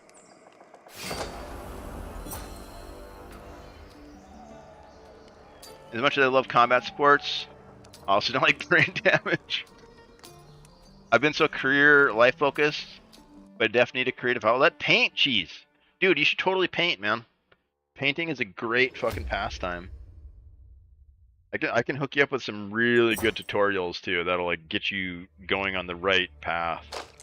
Because for so many years I didn't know how to learn to paint. I just painted. And what I did was I just kind of went into I just spun in a circle. But the last like 5 or 10 years, I've been finding teachers, and atelier method is what you want to learn. Atelier, I can't spell it, but atelier, and it's like a technical approach to learning painting, and it's what you want to do, man. I'm telling you, that's how you learn to paint. I'll send you up with some tutorials, man. And it's not a super high entry of cost to start either. You can do some pretty cheap types of paint, like watercolor is a really, really good one. Yeah, it's good. Who we raiding? We're raiding, guys. Who we raiding? There's a bunch of nerds playing this game right now. There's too many for me to choose. So the first one, you guys type in chat, we're gonna raid them. There's a lot of people playing though. Who we raiding? Who we raiding, guys? Atelier, there you go. Yeah, that's the good stuff. Cheese. Painting's really fun too. It's super satisfying. Just start with like a blank canvas and then you end up with an image. And it's like one of the oldest crafts. I mean, we've been painting since the cave era, right? We have cave paintings that are like 30,000 years old. So anytime you make a painting, you're connected to that lineage, man. Like there's a chance that historians will find your paint and it'll be put into this category. Who we raiding? You guys got to give me a name. There's too many people to choose from. Same category. How many we got here? Lich is streaming, Dave's streaming, Bronzebeard, Butcher, Legacy, Rogue Main. We got YOLO. Kidney? Alright, let's go get Kidney. Here we go, boys. He's got 4 viewers. Let's blow him up. We're blowing him up with how many viewers we're blowing him up with? 1 viewer. We got 3 viewers. We're gonna 5 viewers. We're raiding with 5 viewers. We're gonna double his raid. He's gonna have a good time. You guys go have a good time with him. Go spin some frogs. Make sure he's having a good time. You guys are huge. Let's go. See, I'll try to stream again tomorrow too. I'll try to save some energy after work. Today was kind of a cheat day. But yeah, I'll try to get online tomorrow too. Alright. Later, guys. Cheers.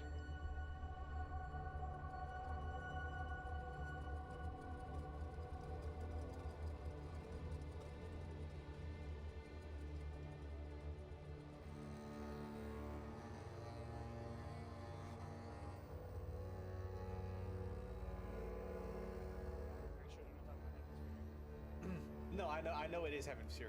I call it holy fire because